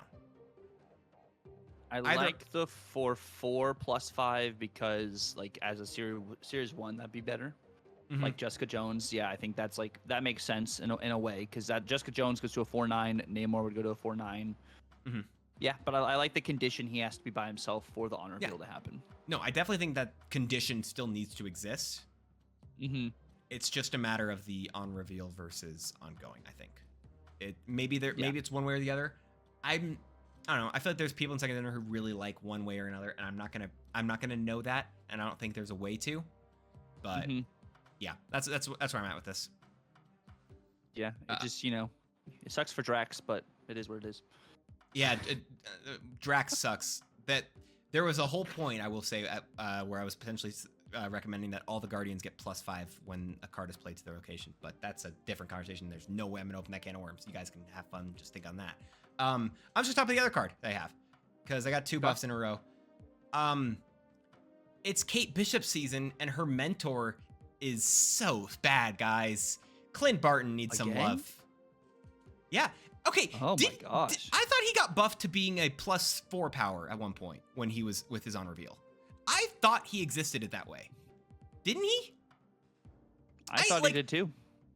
And I was like, why is he so bad? And I looked at it, and he's a +3. Why is he a +3? I could have sworn he was a +4. He should be a +4. I've thought he was a +4 in my head. And he's not. He's the basic arrow right now. He's as good as just basic arrow. Is. And that's it. Let me see. Let me see on Snap Fan. Like I could have right. Am I the anyone else right in chat? Y'all didn't he get to I thought he was a +4 at one point. And did something happen and I forgot about this? Was he a +2 at one point? He used to be +2. Yep. When he first released, he was a +2. Ant-Man's a +3 or +4, and that is insane. Hawkeye should be +4.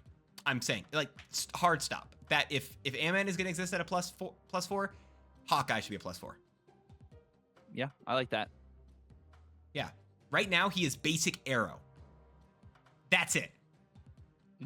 Or you make him basic arrow right now. Or you make him a or if you make him a 1/2, I'm fine with that world as well, right? If you really want to, if that's something that really is that matters. But I like, I could have sworn he was a +4, honestly. So I'm surprised he isn't, and I want to see him in there. Yeah, no, I'm here for Hawkeye is easy trigger and can bounce. Yeah, I mean, so maybe he's a maybe he's a 1/2 then. Like he should have a base 5 stat line when his stuff works. Yeah. I mean, what is it? I think he is. If you make him a 1/2 +3, I will go with that. Made him at an arrow to hand every single turn. We're not taking away from Kate Bishop's thing. Come on. Yeah, Hawkeye needs some love, guys. Come on. There's a reason they lost there's a reason they lost Infinity War. Okay, there's a reason. He's a basic arrow guaranteed though, without having to pay a 2 cost first. The guarantee isn't good enough though, right? In terms of stats, and -0.26. Cube rate, 44.5% win rate, and then 0.3 popularity. Again, I think these stats, I'm done something incorrect comparison to what you've done, but he has bad stats, guys. Again, even with the new season, even with Kate Bishop, he still sucks. And yeah, basic arrow, honestly, is not a good card either. Like, right, that oftentimes that's the worst one. Lots of works didn't have Ant-Man who does get +4. Exact. That's that too. There you go. What is it? Yeah, I don't know. It's just there's benefits for both, but I definitely think Hawkeye 100% should get to a 1/5 when you do his stuff. I'm cool with the 1/2 +2 because if you bounce it, it doesn't 1/2 get too +2 out or of 1/2 hand. +3. 1/2 +2. Okay, I like 1/2 +3, but okay. It's okay. We can differ on that. It's fine. I'm willing to accept that. Revert Beast and Hawkeye winner will go up. Listen, if they revert Beast, I'm already a happy bouncer. All right, it'll make it even better. I'm down. Yeah, no. Kate Bishop's just better for randomly getting the basic arrow at this point. Yeah. Yeah, Kate Bishop is literally. Kate Bishop is just better. Why not? Yeah. It's I don't know that's those are my 2 buffs. I want to see some good stuff. 1/4 is really good for the starter deck. Do you use? Is he one of the cards you actually use in starter? Fun fact. Interesting fact. I may or may not have made an account just to get that domino variant for the the Dan Hip domino. Okay. I may or may not have that, and I may or may not have not referred a friend. I'll just I don't know. You have the variant, and I'll tell you, playing early on removes Hawkeye from my list so quickly. You just went straight ongoing, right? Oh, immediately, yeah. Ongoing was so good. Ongoing with Kazar and Blue Marvel Spectrum versus it's so good. Didn't you also have to pay money in the new account? Hey, Zlay, can you shut up? Okay, Tuck, what you got for your next what you got for your next one? So it's a card we have talked about before. Okay. And as a very avid high Evo enjoyer, Okay. I'm thinking about the Thing. All right. Yeah, we've talked about the Thing before. I should have expected this one on your list. Okay. Yep. Hit me with it. So base stats, the Thing goes to 4/7. Mm-hmm. And then if you do the high evo thing with the Thing, the high evo thing with the Thing, it goes off twice Instead of 3 times. And so, well, no, I mean like it repeats it twice. The hitting 3 twice. The affliction got goes it. off twice. Okay. Yeah. Okay, that's what you're saying. My bad. I'm trying to. Could have sworn. So I'll pull up the Thing here with high Yeah. evo, so we can. Oh yeah, look no, at perfect. that. Okay, cool. Yeah, the thing with high evo as well is different. No, sorry, I was just making sure because you're just stealing my idea at this point. I'm pretty sure I told this to you like a month or so ago, and I've been robbed. This is your idea Well, now. we both thought of it. You're the first person to say it aloud. Oh, okay, got it. My bad. But My bad. Yes, but yes. Yes. No. I'm down. I think it's a starter card, right? Starter card existing.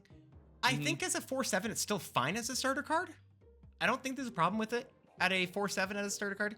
And then with the high evo, if it hits 2 enemy cards there instead of that, I feel like it's fine, right? Is that what we're saying here? Yeah, I feel like 3 cards, or like the original thing, like what Helkin's saying is it can hit the same card 3 times. Oh, so it's if hitting by a itself. random card 2 times is what you're saying. Mm-hmm. Okay. Maybe that exists still. I'm fine with that. Yeah. I feel like I will say if we're going to talk about high evo list, the fact that you're not talking about Shocker right now is a little rude to me. Shocker in my opinion. I wanted you to be able to do that. You came up with the best idea for it, so I wanted to steal your thunder. Oh, you didn't want to steal that thunder. Okay. Yeah. No, it's fair. No, I'm down. I love this stuff. This is a good one for me. But okay. I will hit you with my last one then for a Nerf. And Okay. my last one here is Hope Summers. Okay. Listen, Hope Summers, I've gone back and forth on this. God, I forgot about how good your split is.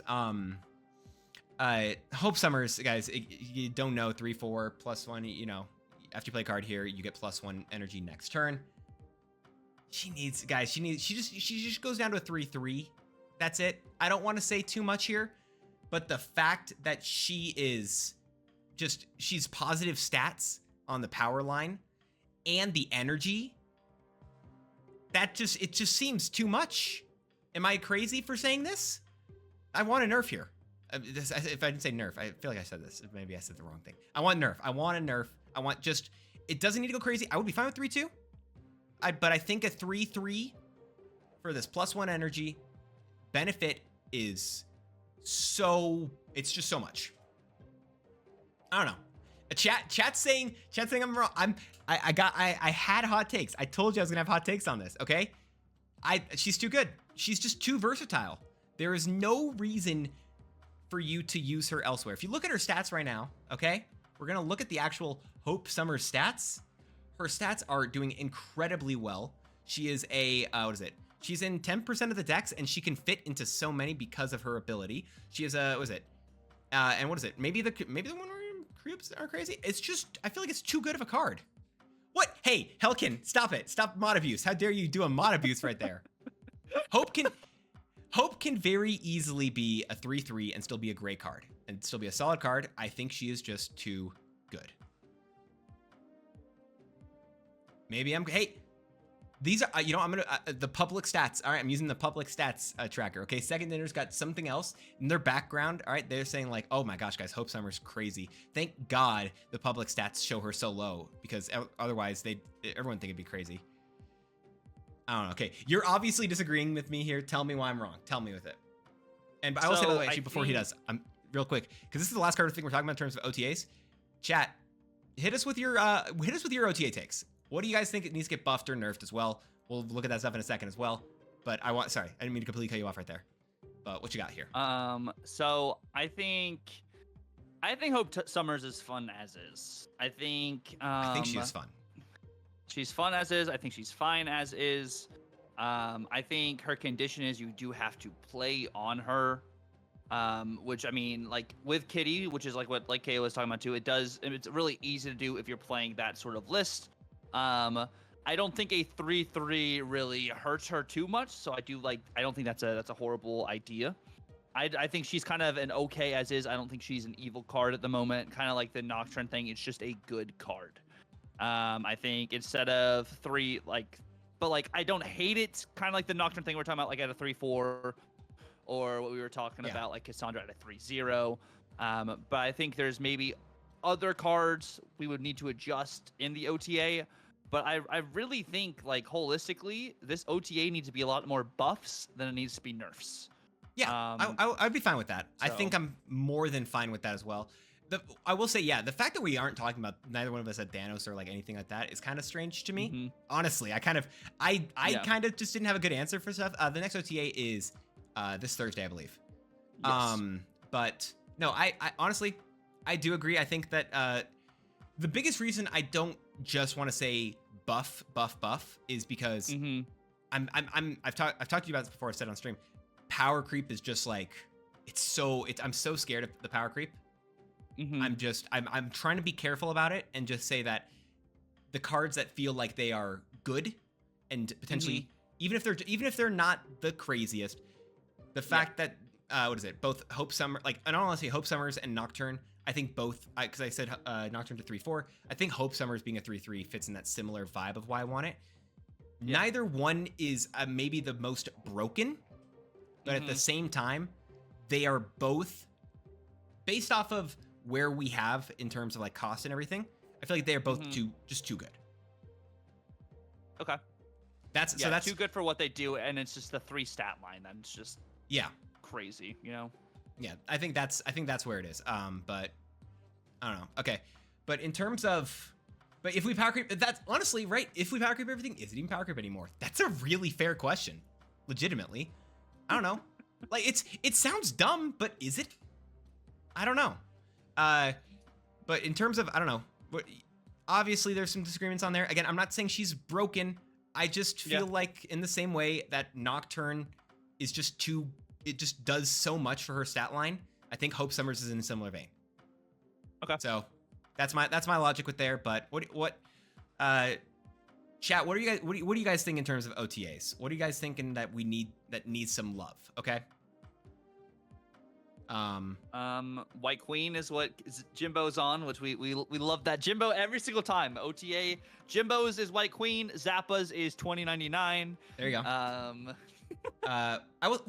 But how do you buff White Queen, right? How do you buff her? I don't know if there is a good answer for how you're supposed to buff her. What was it? I had not a bot in here, and then Metallica's all saying Arrow. Arrow's interesting. No, stop it. We're not deck thinning anymore with Chavez. Chavez was atrocious as is. I'm hoping for this next OTA we see Tucker upgrade his Nocturne to a green border. No, that's the one thing that'll never happen. Now you're on some real copium. Oh my word. Am I crazy that I also... It's not one I'm willing to, like, give a whole thing about. Is it crazy that I kind of feel like old Arrow might be okay? How wrong am I? So, old Arrow, if we think about it, also had old Kingpin. And old Kingpin was busted because it killed all the cards. So old Arrow is definitely different now, and the way people are playing out cards, old Arrow, you could play more into Sandman now. I do want to say, when I say old Arrow, I'm meaning I think it was like the second version of her technically. If I'm actually looking, because Snap.fan has all that stuff, right? Let me pull this up. The version I'm thinking of is, because they have all the previous ones. Move every single card. Move all the last. Move all enemy cards played. I think it should be, maybe it would be all enemy cards played last turn or this turn. I guess then I don't know. It's one of those two things. It's was it? Because I guess right, if she's played on turn 5 and that player has priority, she moves the cards from the previous turn, right? Technically. So yeah. Move all enemy cards played this turn. I think is just the thing. I feel like maybe you see her go to. I don't know. Maybe but I like the idea also, it's not all, they all have to be revealed though. I like that. It makes it less broken, and it makes more sense for like some of these other cards, like Juggernaut's one of the only cards that can move unrevealed cards. Yeah. Whereas like Arrow, with her ability being able to move everything played next time. Yeah. Or previously, I like that because it makes more sense. I like that. Yeah. I would not mind that, honestly. What is it? But yeah.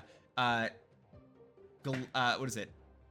Also, Super Scroll to a 4/4 is interesting. I saw that as well in my chat. I don't know. Old Super Scroll's very interesting. I don't know if I would ever. I don't know if Super Scroll's ever going to be like a good card though, because it's so dependent on what your opponent does. If your opponent has a lot of ongoing cards, then it's broken. If they have like none, it sucks. It's kind of just I don't ever know if there's going to be a spot. I honestly feel like it's just not a good answer for where he would be. I think Super Scroll going up in power could be good. I do think Jane Foster at a 5/10, I don't hate. I think the Thor deck is honestly still doing pretty well. I don't know if she needs some love. I think that Thor list, the Thor package, if I'm not mistaken, it's fine, right? Let me look at this deck in terms of yeah. You still, of course, have to play 0-cost cards or play it in the Thor list or play it in negative for Jane to get the value. But I mean, maybe it's worse than I think it's actually worse than I'm originally thinking. So, but maybe it's fine. But also, yeah, the 5/9 is seeing it in both chats avoids Shang-Chi currently. So yeah, it that could just also be legally a nerf there. I don't know. There's just a lot of really interesting. I don't know. I feel like the meta's in a very cool spot.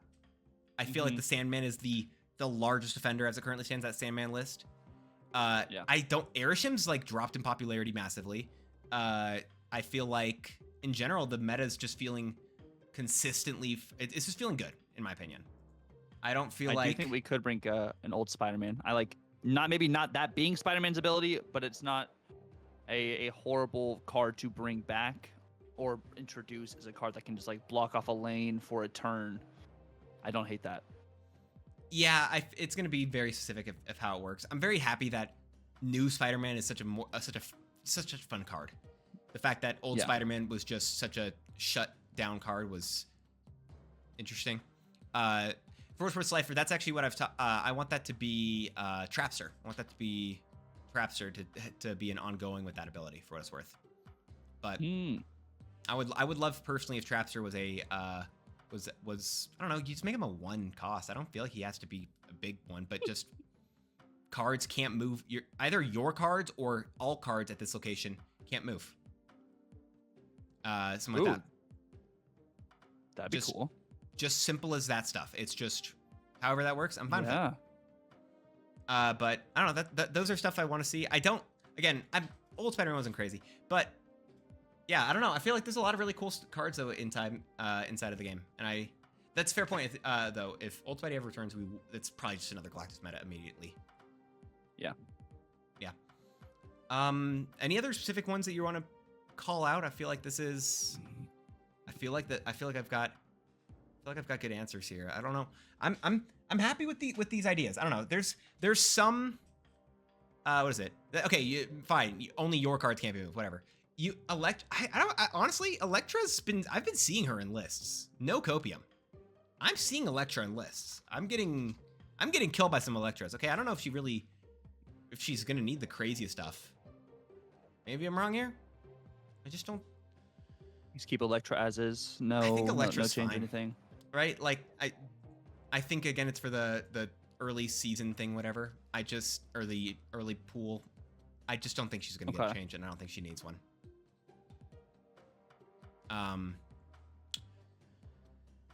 What do you mean? We're talking about Wiccan in a bit. This card's gonna make Wiccan so good. This card specifically is gonna make Wiccan good. Okay. I'll tell you. I think that I'll go into details. I think Domino's gonna be amazing actually for Wiccan decks. Fun fact. Domino. Yeah, I'll go into detail why for speed and such. I'll go into detail why in a second, but you want to talk about M'Baku is a more reliable Quicksilver.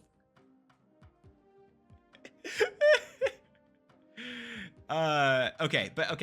You want to talk? Let's talk about some. Let's talk about Wiccan. Oh, do you want? So we have recent game modes. We're very over the time limit that we gave ourselves here. We had recent game modes and then Wiccan. Do you want to not? I feel like I feel like we can talk about the recent. I feel like neither one of those is going to take as long as these last two. I feel like. Okay, you want to do?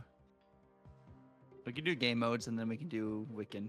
I feel like I want to talk about the game modes because look at this guy trying to hype up Domino now. He's scammed second dinner for the referral variant. No honor. Hey, hey, it's not my fault that you can put 2 and 2 together and make 4. That's not my fault. Okay, but for what it's worth, I do so legitimately in terms talking about the Deadpools diner and the Deadpool League. What starting on the first one? What were your God? I forgot. God, amazing Deadpool's play. What are your thoughts on the Deadpool's diner? I want to hit that one first. The easier of the two subjects. So I think Deadpool's diner was a great addition to the game. Did have some pay to win situations, but I feel like it honestly boiled down to a community to win situation. Where it was people were just donating bubs to each other to try and help everyone get the variant, which I really liked, or help people get Cassandra Nova. I think it was a better way to get a new card than actually having to pay money or use spotlight keys. You just had to play Snap in that specific game mode. And like KO was saying too, I liked having an additional reward track that actually gave me value for hitting starting metrics like we do when we hit Infinite and stuff too. But it was kind of like going past Infinite, getting some better, cosmetics. I'm not just getting an avatar. I'm getting something I can apply to a card, or I'm getting, other opportunities to, I have an increased bub mart. Of course, that's where like the pay to win aspect comes from, being able to spend more money to get a card and you don't want to play. But no, I really enjoyed actually having another rewards track to be able to do something post Infinite and be able to get a new card. Mm-hmm. Yeah. No. What is it? Yeah. And I think Deadpool's Diner. I think I enjoyed Deadpool's Diner. I think just better than. I think it is better than Ladder in my opinion. I think Deadpool's Diner was one of the best game modes, and I think so. Initially, when it first came out, the community impression was atrocious, right? Because everyone went all in on that first one, and then immediately lost everything, and. Cereal was a rough time, and then they had to wait the 8 hours, and people were upset about that too. So I feel like that was rough. They quickly changed Cereal to go to that 8 minimum. So I think it was like a 32 previously, and then it brought it down to, I don't know, something like that. Yeah. It's a great change, and I loved that. I loved it. I felt really interesting, really cool, and I thought it was a lot of fun to be able to play that game out. And I think one of the biggest things people had a problem with, and I think I talked to you about this. I showed this, but if you there was not Dexter. Dara had very specifically, like, he just kept paying money and just keep going forward inside of that stuff. Yeah. And it's very much the little screen of, you're out of bubs, you want to buy some more? That's so easy to get. I don't like that one. I think that needs to get removed. Like, or just like that big pop every time was annoying. That had to go away. But the doubling every time, it just felt like poker. I think very simply. Very good, very intense poker. And Marvel Snap already is that with the snap mechanic, but Diner took the bubs to the third level, honestly, with that. And it was a lot more interesting. And I thought that was really cool. And the floors for like recharging bubs as well. That is such a better way that I think than Ladder does. Ladder just gives you 3 extra levels towards the thing. In comparison, that goes for that the refresh floor was so good, and it legitimately made you feel like, okay, I've hit this level, I'm good here. And especially considering it tracked your totally gained bubs, not how many bubs you had at the time. Like, there was so many things about that game mode that made me feel rewarded and interested in the way that those games were working, and made it feel like I was consistently progressing even when I lost. I didn't feel like I was completely getting screwed over there. I don't know. I really liked the way that was cool. I think that was some of the best stuff I've seen inside of Marvel Snap for a hot second. And I think that one of the greatest takeaways from that too is that Second Dinner responded to everything very quickly. When the cereal stuff happened, they made an immediate fix that made it way healthier. And I think I really enjoyed that. I will say, so the purchasing bubs, well, I would say I agree with that. I don't think you should be able to purchase bubs. What I think the shop thing should basically, every single time you get to a new floor, rather than it being like on the reward track, I think it should be on the floor. Whatever table you went to, you cannot buy more bubs than you need to play at that table or to get to maybe the next table. Like, you can't buy over that bit. I think buying to refresh them, I get it. It's a free game. That is going to have to exist. But the fact, yeah, I definitely do not think buying bubs to continue inside of the game, I don't think that should have existed in any way, shape, or form. That is extremely, it felt extremely pay to win with that bit, especially considering that naturally generated bubs don't count towards that, like, bit rate. So I think that is going to be, if and when it's done again, I want to see that. I want to see those purchase bubs either have a cap to them or they do not count toward your, like, that little bit.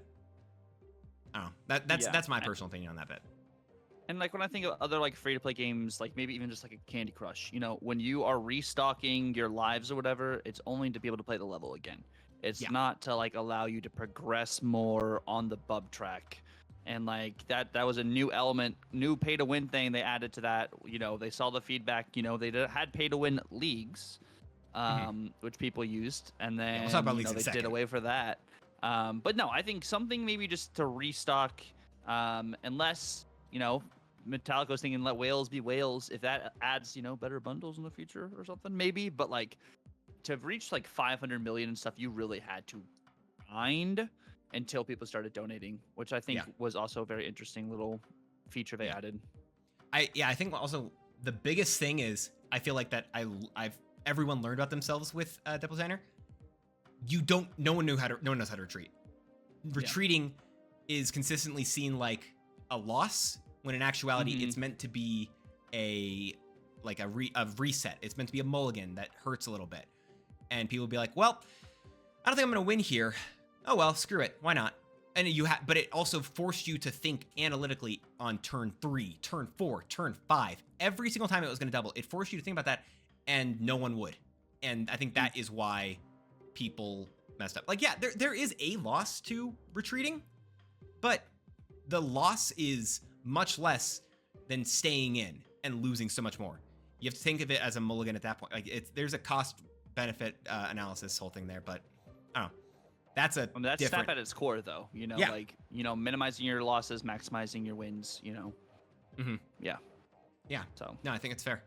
But I'm seeing stuff in my chat, and I don't know if it's a thing, but there was also some apparently issues with like maybe being able to when both players went all in, not being the top thing was strange.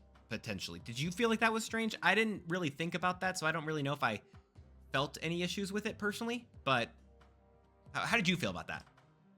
Like players going all in and like for their bubs and stuff?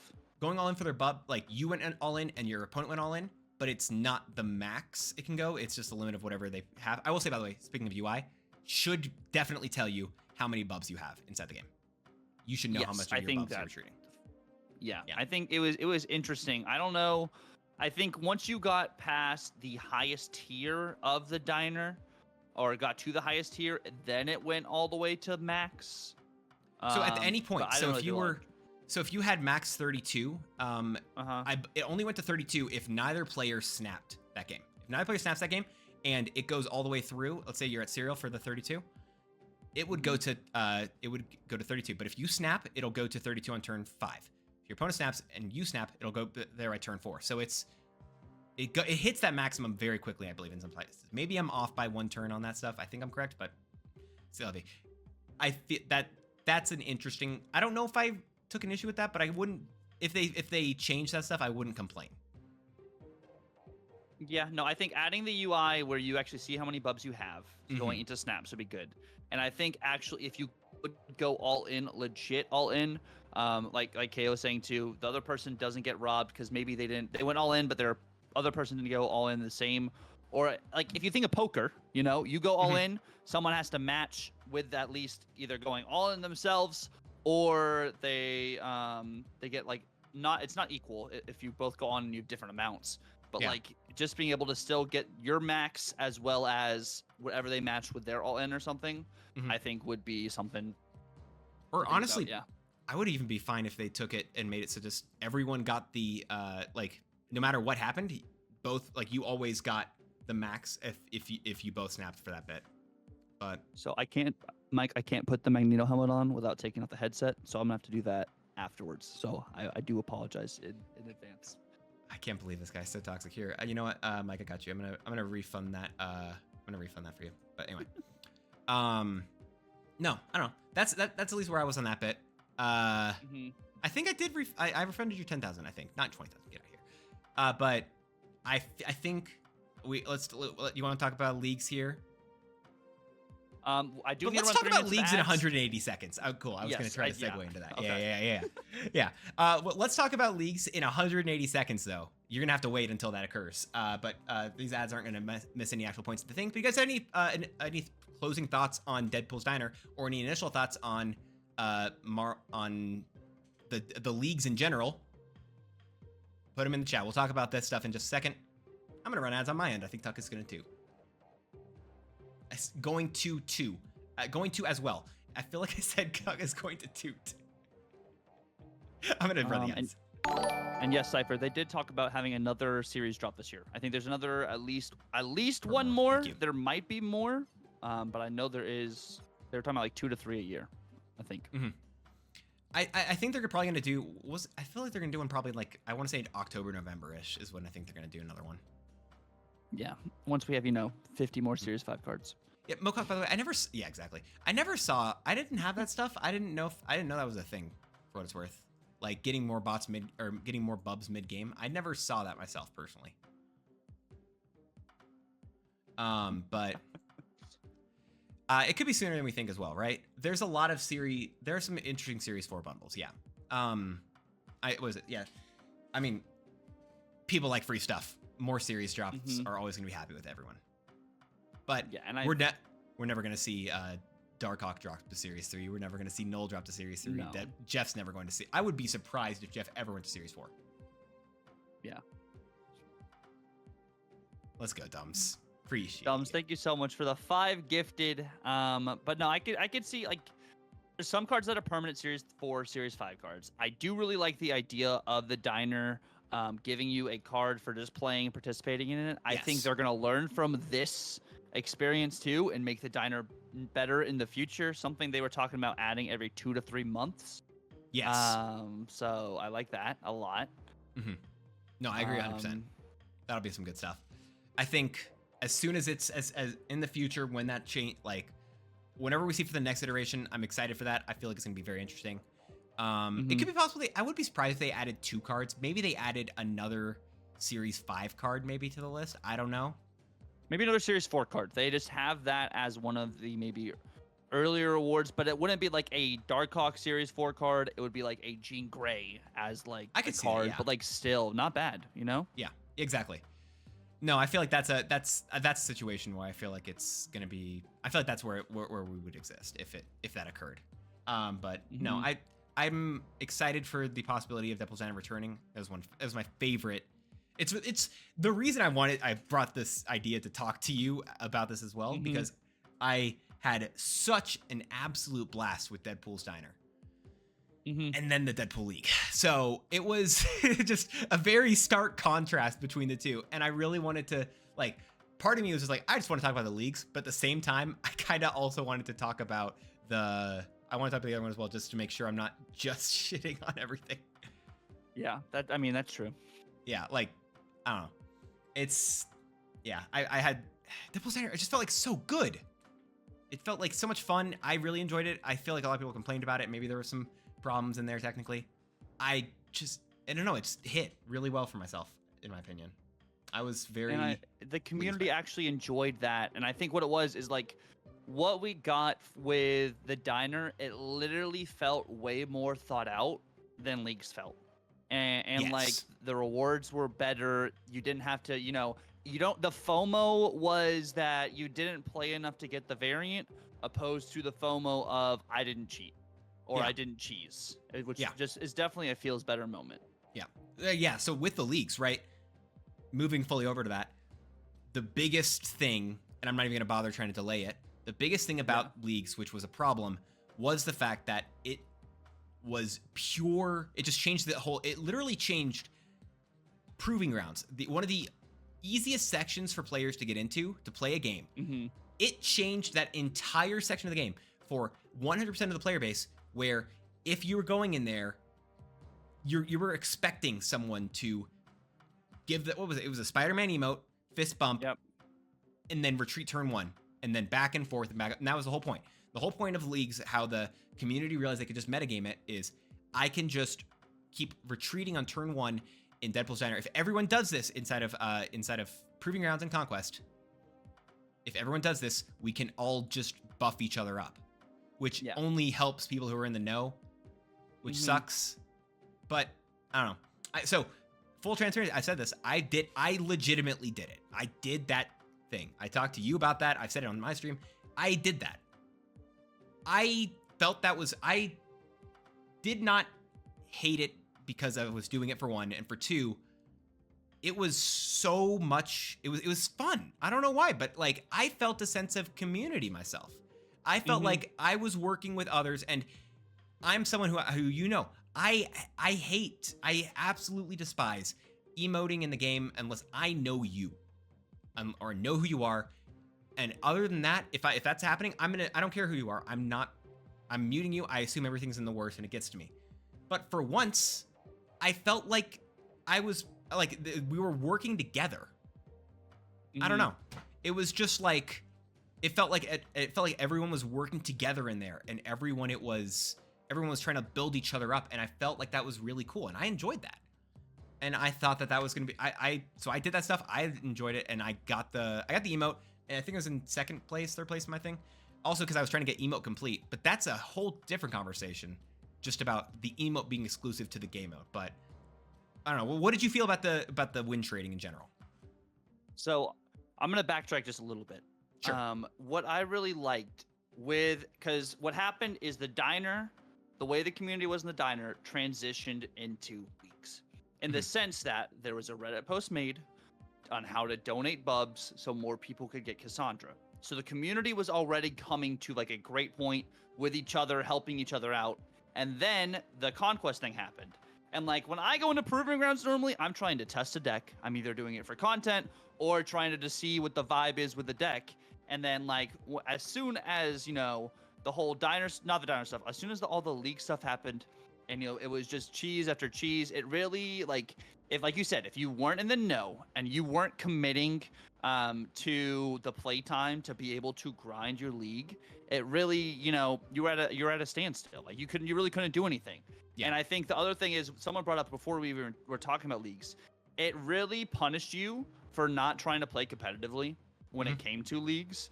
Because if you weren't trying to win and you weren't trying to sweat, like if you were really trying new things, you really were just getting punished for just losing and everything too. So like I definitely was not a fan of the cheesing when it came to like leagues. Like the winner of my league had like 50,000 points. Yeah. I didn't really play as much as the other person, but like to hit 50,000 the way they did it, I didn't like. I think the grinding aspect of leagues is something that's probably going to happen in the future. It's whoever gets to play the most is going to win the most, which makes sense. But I think they got to do something with the conquest, making it maybe an entire game of conquest instead of just one round, or alleviating it from Proving Grounds and Silver, maybe just making it gold.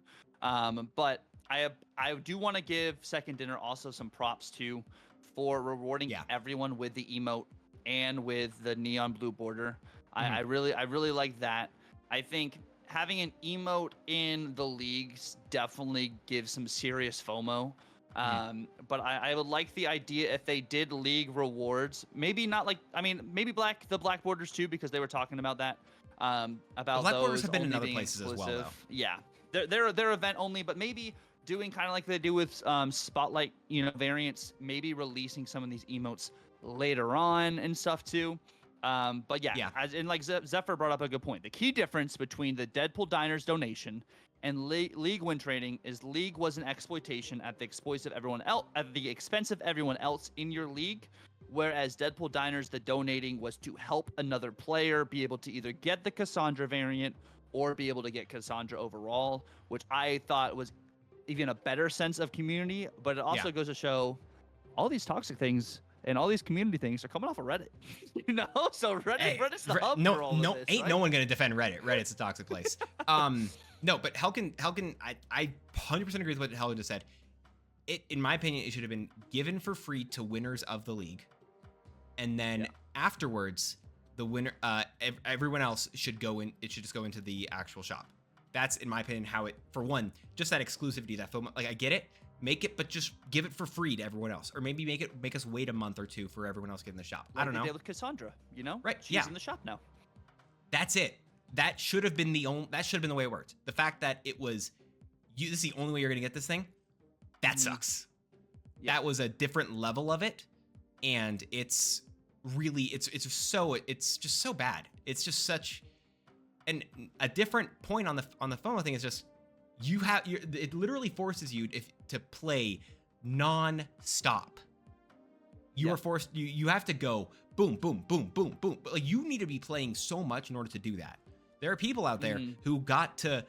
I saw some people who apparently claiming they got to 30,000 without doing any win trading. Wow. That's not easy at all. The fact that someone's going to 30,000, and that is 100 points if you win, 25 points for every single cube, and then the cubes the points if you lose. That's insane. In my opinion, that's just grinding. It's just so much. It's so much grinding, and maybe that's the way they want it. Sure. I wish it was a thing where it's like you had a limited set of games. You could start like a timer, and you could be like starting now counts the next, I don't know, 10, 20 games. I don't know whatever you say. And however many cubes, it just count the cubes you win versus lose. In X amount of games. And that section, that's what you go for. Which is how they do it in like FIFA. In like FIFA and Madden, there's a weekend league. You have to qualify for the league, and then you have 30 games to play, and you're placed in like your league, whatever, depending on how many games you win out of those 30. If they did something like with how many wins you get out of, maybe it is 30, maybe it is 50, and like you look at your cube rate, and that would place you on the leaderboard. That would be interesting. That actually be really interesting. It would make it even sweatier, way sweatier. It'd make it sweatier, but at the same time, like you get that little tracker, you get that 30 game tracker, and it says, okay, you're good. This is your group. Do you want to reset the counter? Do you want to reset the counter, put it back to 0, and try again for another 30? You feel like you're gonna do better later? Something like that. I would love that. Also, by the way, it was in the middle of the week. It was a Tuesday and a Thursday. I gotta work. Put that on the weekend. Sorry. Yep. That should have been on the weekend. The fact that was in the middle of the week. Weekend leagues, yes. It should have been on the weekend. Should have started. Yep. They already have like weekend missions. Give us 3 days, but make it weekend missions. Call it a thing too. I don't know, something like that. But that like so much of that is. I feel like there are so many little flaws that people could find. The second we had more people could actually just use it. More people could play with this. It definitely needed a lot more testing, and I'm hoping that the next iteration we get in a couple weeks here with Jeff's League is going to be better. The biggest thing is I feel like if you just add the limited amount of games potentially, and I feel like Conquest just has to count for the whole Conquest. Yeah. Potentially. Like maybe it's just full Conquest. It could be a 10 cube game potential, and I think I'm kind of okay with that, honestly. I don't know, maybe I'm crazy for that, but but I think it honestly evens out the more Conquest you play. I don't know, but you just make it exact amount of cubes you've gained versus lost. That's how many points you get. I gained over 30 games. I gained 14 cubes. I suck. I don't know, but that's my point. That's my score in the league, and I lock it in there, or else I can reset it and retry again. That's right. Honestly, though, the Conquest idea I think is good though, because like if it's a really tough match of Conquest, that's like 20 minutes sometimes, 30 minutes, and those 10 cubes, I like that idea. I didn't realize this until Mo just brought this up. If you're infinite, you sometimes I think it's random in your leagues, but like you're also in a league with people who are pre-infinite, which means they may have an opportunity to also get bots and be able to farm cubes in that way. So that also puts you at a weird advantage/disadvantage thing. So I wonder if they add a feature in your league, you can see what collection level people are at stuff and be able to kind of base off of that sense, maybe. Yeah. What is it? I don't feel like the grinding should be rewarded though. I disagree with that. Honestly, I'm just going to disagree with the take, Arrow, where you said, I think the grinding should be rewarded. There's a difference between the grinding and then just like, I don't know, just like legitimately just forcing someone to play so much of it. Again, I feel like you can still grind if you are forced to say 30 games. You do well in those 30 games, you can grind it through. I don't know. Is that existing in the league, Cypher? Like you were able to see what collection level everyone was in the league? Oh, I didn't know this. I don't use that profile thing often. But okay, cool. Yeah, I don't know. Oh, that would be crazy. I don't. Alliance? No, you want to work with your alliance. I don't feel like that is. Okay, well that's different, Cypher. So you're talking about the normal thing. Yeah, I'm talking about in your league itself that you're placed in with the random people on the league screen. Yeah, on the league screen, not any individual game screen. I think. I don't know. But I think there's a lot of specific flaws with the Deadpool Diner or Deadpool League, not Deadpool Diner. Honestly, there are a couple flaws in Deadpool Diner. Deadpool League. Yeah. I think there were definitely a lot of flaws with it. The community was very open, like the community saw very quickly and were very quick to tell them about. But yeah, I don't know. That's where I'm at with this. I don't know if I have any other real thoughts on the league though. I feel like it's just. No, we're just beating them with a dead horse now. But yeah, I'm excited. I hope they learn from this. There's also potentially a paid league coming out soon where you can get more premium rewards. Yeah, I heard about that. I don't hate that still. I don't mind it. I don't know. It's gonna be interesting however that works. I feel like it still could work the exact same way, but okay. Profile, honestly, for profile idea though, Ario said adding a profile, like having a description to your profile. What if for your description though, maybe you have up to 3 titles you can put into your profile instead of just 1 title? Oh, that's fun. You can, I might actually use titles then. Yeah. Yeah, you could actually. Oh, because I don't feel like they just let you write whatever. Maybe they would. I don't know. They let you do that in the alliances, right? But doing that as well as what is it called? I would love to be able to see what people's favorite cards were. Favorite cards. Whether that's cool. Just show. Let me see your favorite card. The exact split you have. Like show me. I click on Tucker's profile and he shows me this little split right here, and I'm like, oh, this is a cool card. I don't know if he's running Destroy. Cool. But it's cool. Yeah, I want to show. I want to show my gold ultimate Adam Warlock with the gold crackle with the gold cosmic border. I'd show that as my favorite card. God damn it, B-Doggy. Yeah. B-Dog. But no, I feel like that's cool. If you actually make the profiles interesting and do some cool stuff there, that's some legitimately interesting personalization that I think would be fun for the game. But and like how you have the description for your alliance and everything too. Maybe you have a specific color set to your profile. They click on you. Here are 5 of my favorite variants, and they can kind of click through them. I don't know how that could be a hard thing to add. Yeah. Or yes, I agree, Ariel. That would be so awesome. Some just more personalization, even if it's not in game, for your profile for alliances. I feel like that would be more personal. Yeah, because I feel like the alliances also would show that place too, right? The alliance would have to show that. Yeah. No, that's a different conversation entirely. We're going way over the time, and my wife and I are probably not finishing Age of Ultron tonight. But to move to the final point though, let's talk about the new card this week, Wiccan.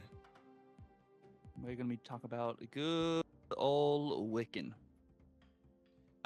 Thank you. Yes, I get it too. So Wiccan is a 4/7 on reveal. If you spend all of your energy this game, +2 max energy. This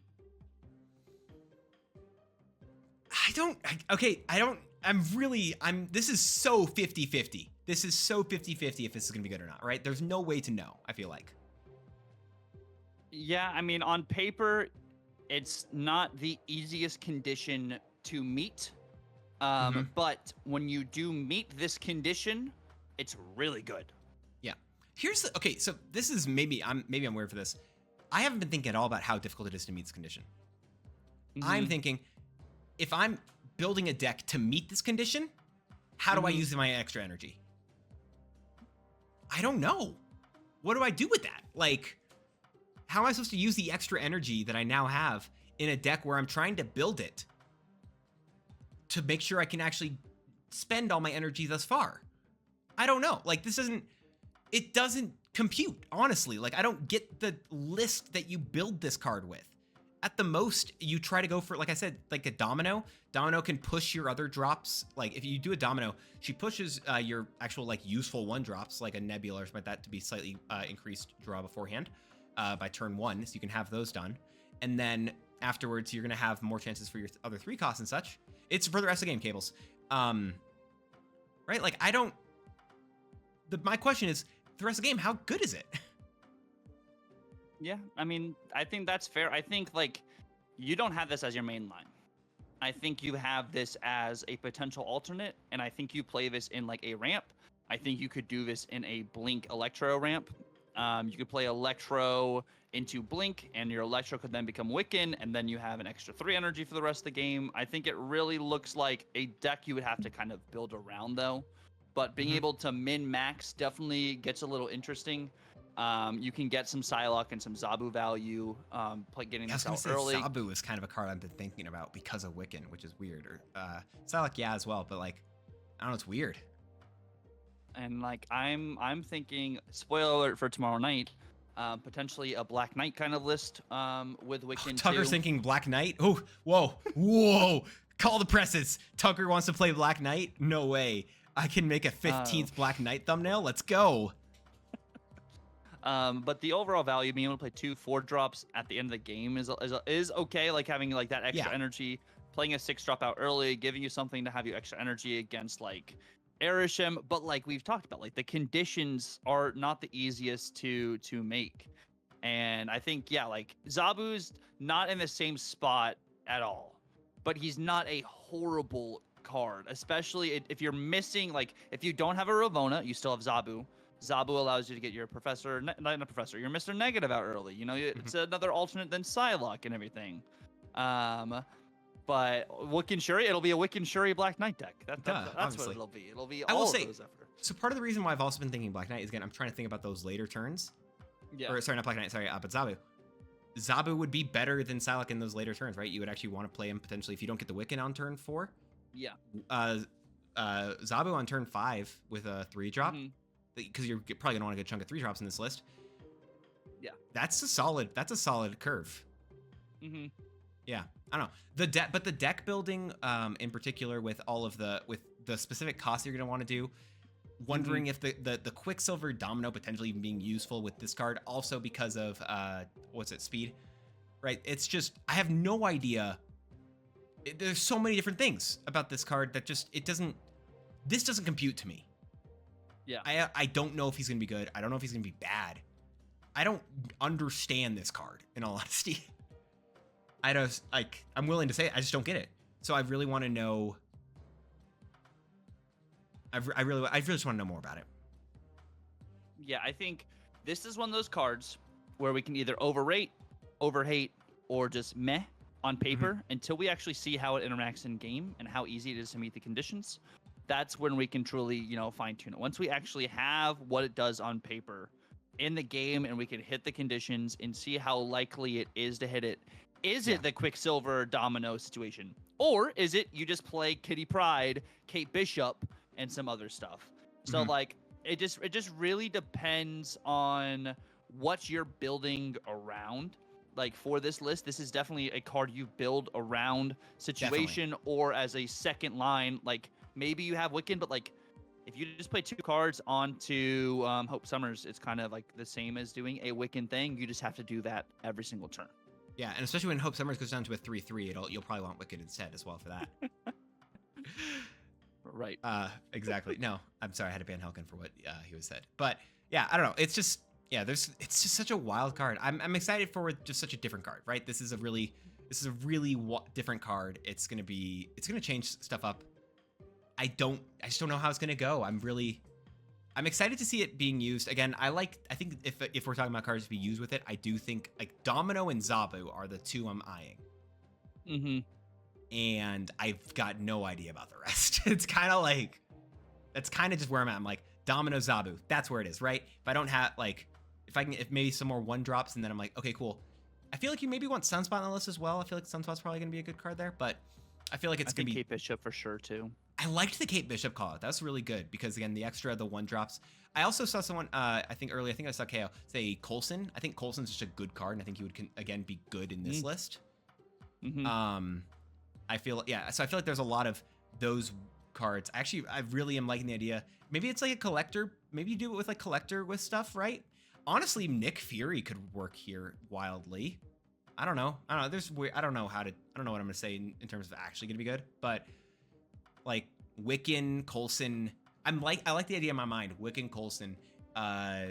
Maybe go snow. Maybe go for like a collector package is kind of where my brain is going right now. I don't know if that's gonna work out, but yeah, I don't know. There's gonna be a lot of good stuff. I really specifically though, I do like that Kate Bishop call out because again, if you have her by turn 2, those 1-drops can just fill up the extra energy you're not spending if you need to be doing it, which is I really think that's a smart call. So, I like that one. I don't know. I think Pixie's okay. I think Loki would also be. They're in the same exact spotlight cache, but like True, Loki being able to do Wiccan and getting extra energy and stuff could be solid. But yeah, I think it's gonna be good, and I do think Zabu will get an activate. I do. I'm a believer. No, it's gonna be good. Yeah, I don't know. It's gonna be yeah, it's gonna be I just have no idea. Oh, Magic is another good card that I'm seeing talked about. Yeah, Magic would be a good one too. Yeah, there's gonna be some interesting stuff here with Wiccan. Yeah, but I'm excited to see what this goes over for tomorrow. I think Wiccan's not necessarily a must-have, but Loki is a must-have, and I think Pixie is a good card to have. I would agree with that. Cables, you're insane as well. Thank you so much. Sorry, I forget that I have a vertical thing. Thank you. Let's go, Dumbs. Sorry, Dumbs. I'm sorry. You like being called Dumbs. I'm so sorry. You're great. Thank you. Very kind. My train of thought's gone. I don't know what was being said, but yeah, Wiccan's wild. I think I'm excited to see what happens. He's out. He's going to be out there in terms of where he's going to work. But I'm excited for him. I do think, by the way, someone mentioned Zabu. I think Zabu could be an activate very simply. I think it's going to be that. Yeah. I don't know. No, Havoc is interesting too. Okay, Cable. Havoc, yeah. Hey, Dumbs. I have to go. What is it? I don't have. Thank you. You're insane. Let's go, Dumbs. Let's don't- freaking go, baby. I Let's thank you. Go, Dumbs. I'm not good. Stop. Thank you. Okay, thanks. Did I say thank you yet? Do you know? Can you check? Talk. You need to do it one more time. Thank you so much, Dumbs. You're insane. What was being talked about? I'm excited. I wonder if they do some wicked things too with the OTA. I wonder if that could be good. I think this card is not a bad card. I think it's just gonna take some getting used to, and just like seeing what all can happen. Yeah. I think that's really what it is. Yeah. Exactly. But no, I mean, Hunter Craven, just jumping in here right now. It's not even a thing. God, not a thing about sleeping on cards. It's just I have no idea what the hell I'm gonna do with him. What the hell I'm gonna do in general. It's just how do you do it? You know, how do you do that?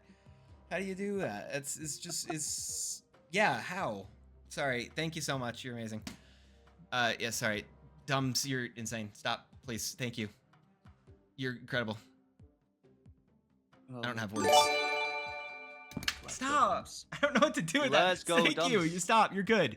You have money. I need to put my headphones back on. Sorry, I have other people who are in the call. You're incredible. Thank you so much. Thanks. What? Sorry.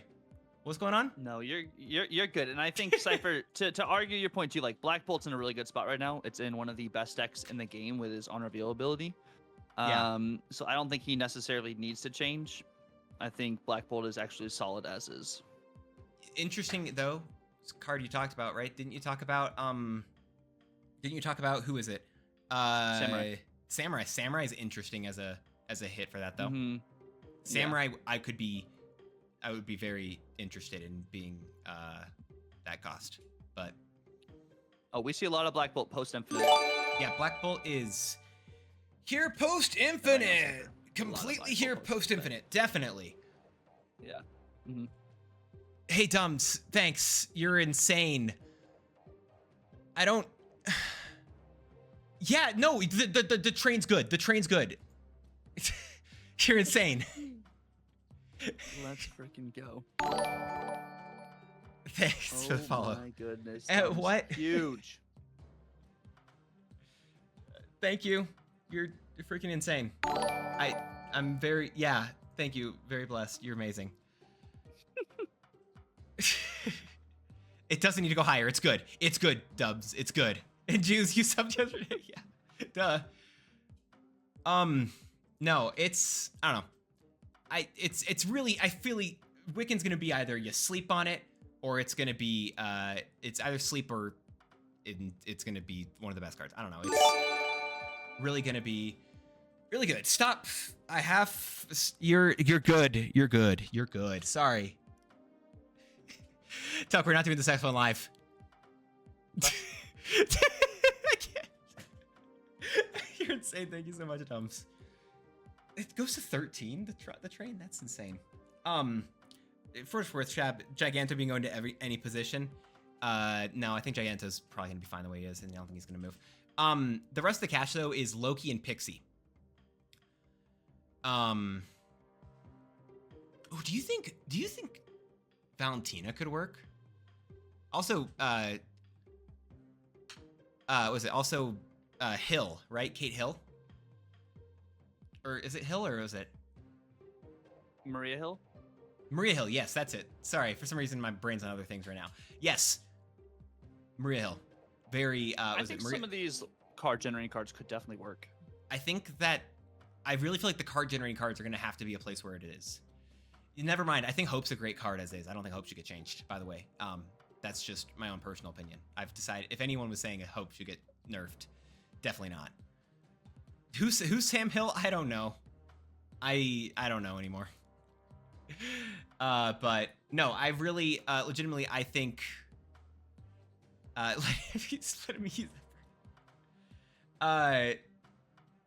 What is it? No, I feel like it's gonna be. It's such. I feel like there's gonna be a lot of really fun stuff with Wiccan, and I really wonder if. I just really want to know if he's gonna be good or not. I don't think you can put a bead on it. No, I think you literally like this is another one of those cards. You have to actually see what it is.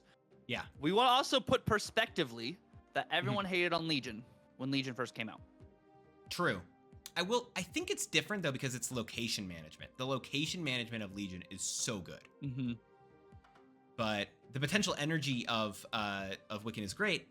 It's just needing the cards to use the energy, right? I don't, for what's worth, I don't think Loki's gonna work with Wiccan.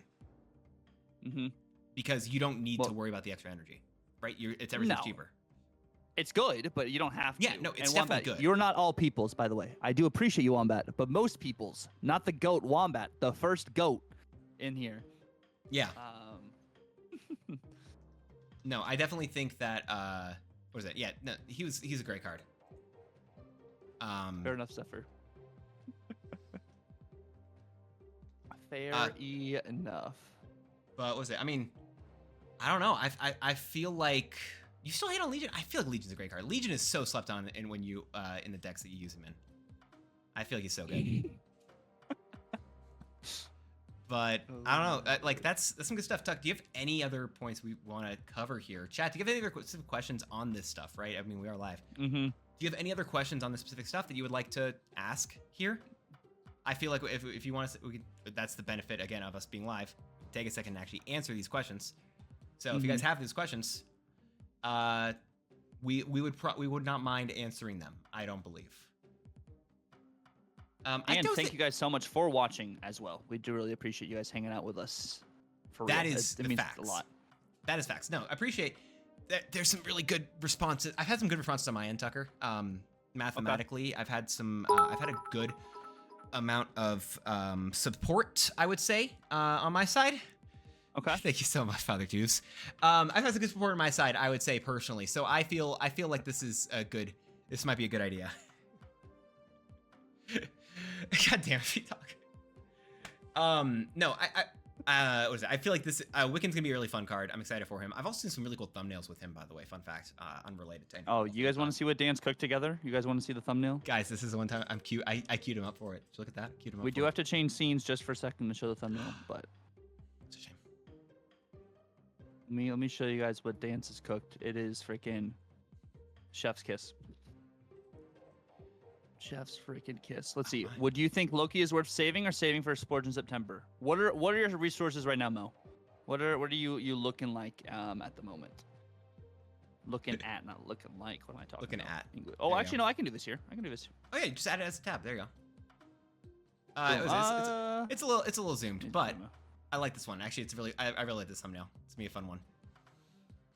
If you can, use it then. But this is good. This is a fun little thumbnail bit. But hey, don't worry. He's gonna be only Tuck soon. I may or may not have made some bad decisions in terms of my bets recently, but I'm gonna get him to only Tucks. Gosh.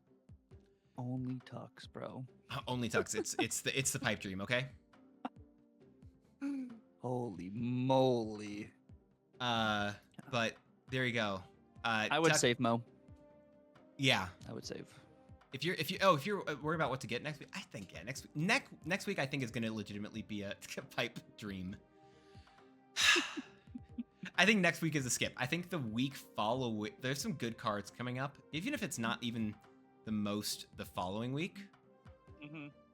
I think what is it? Or you like this coming week? The week following, for what it's worth, is Iron Lad and Jeff with speed. Yeah, but it's with speed. Speed's not going to be an insane card, but speed is going to be a good card, in my opinion.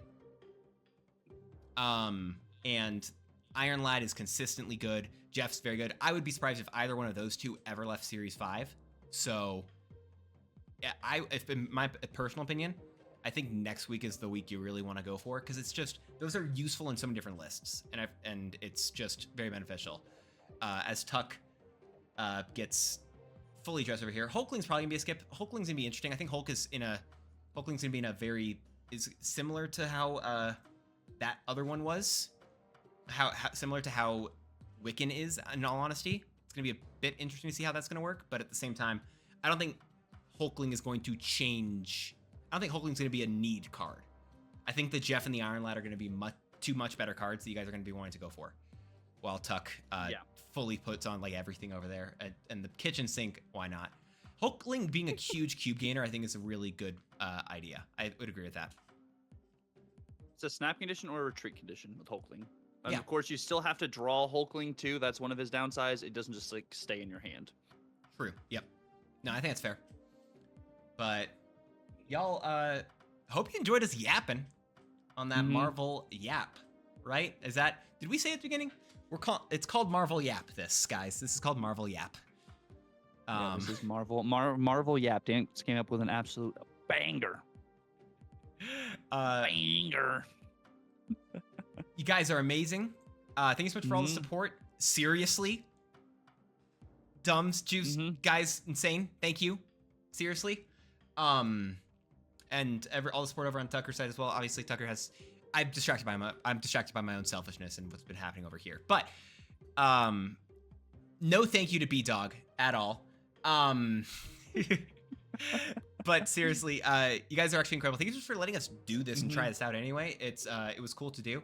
And we'll try to figure things out, so hopefully there aren't the issues of pixelated or not hearing people or what have you.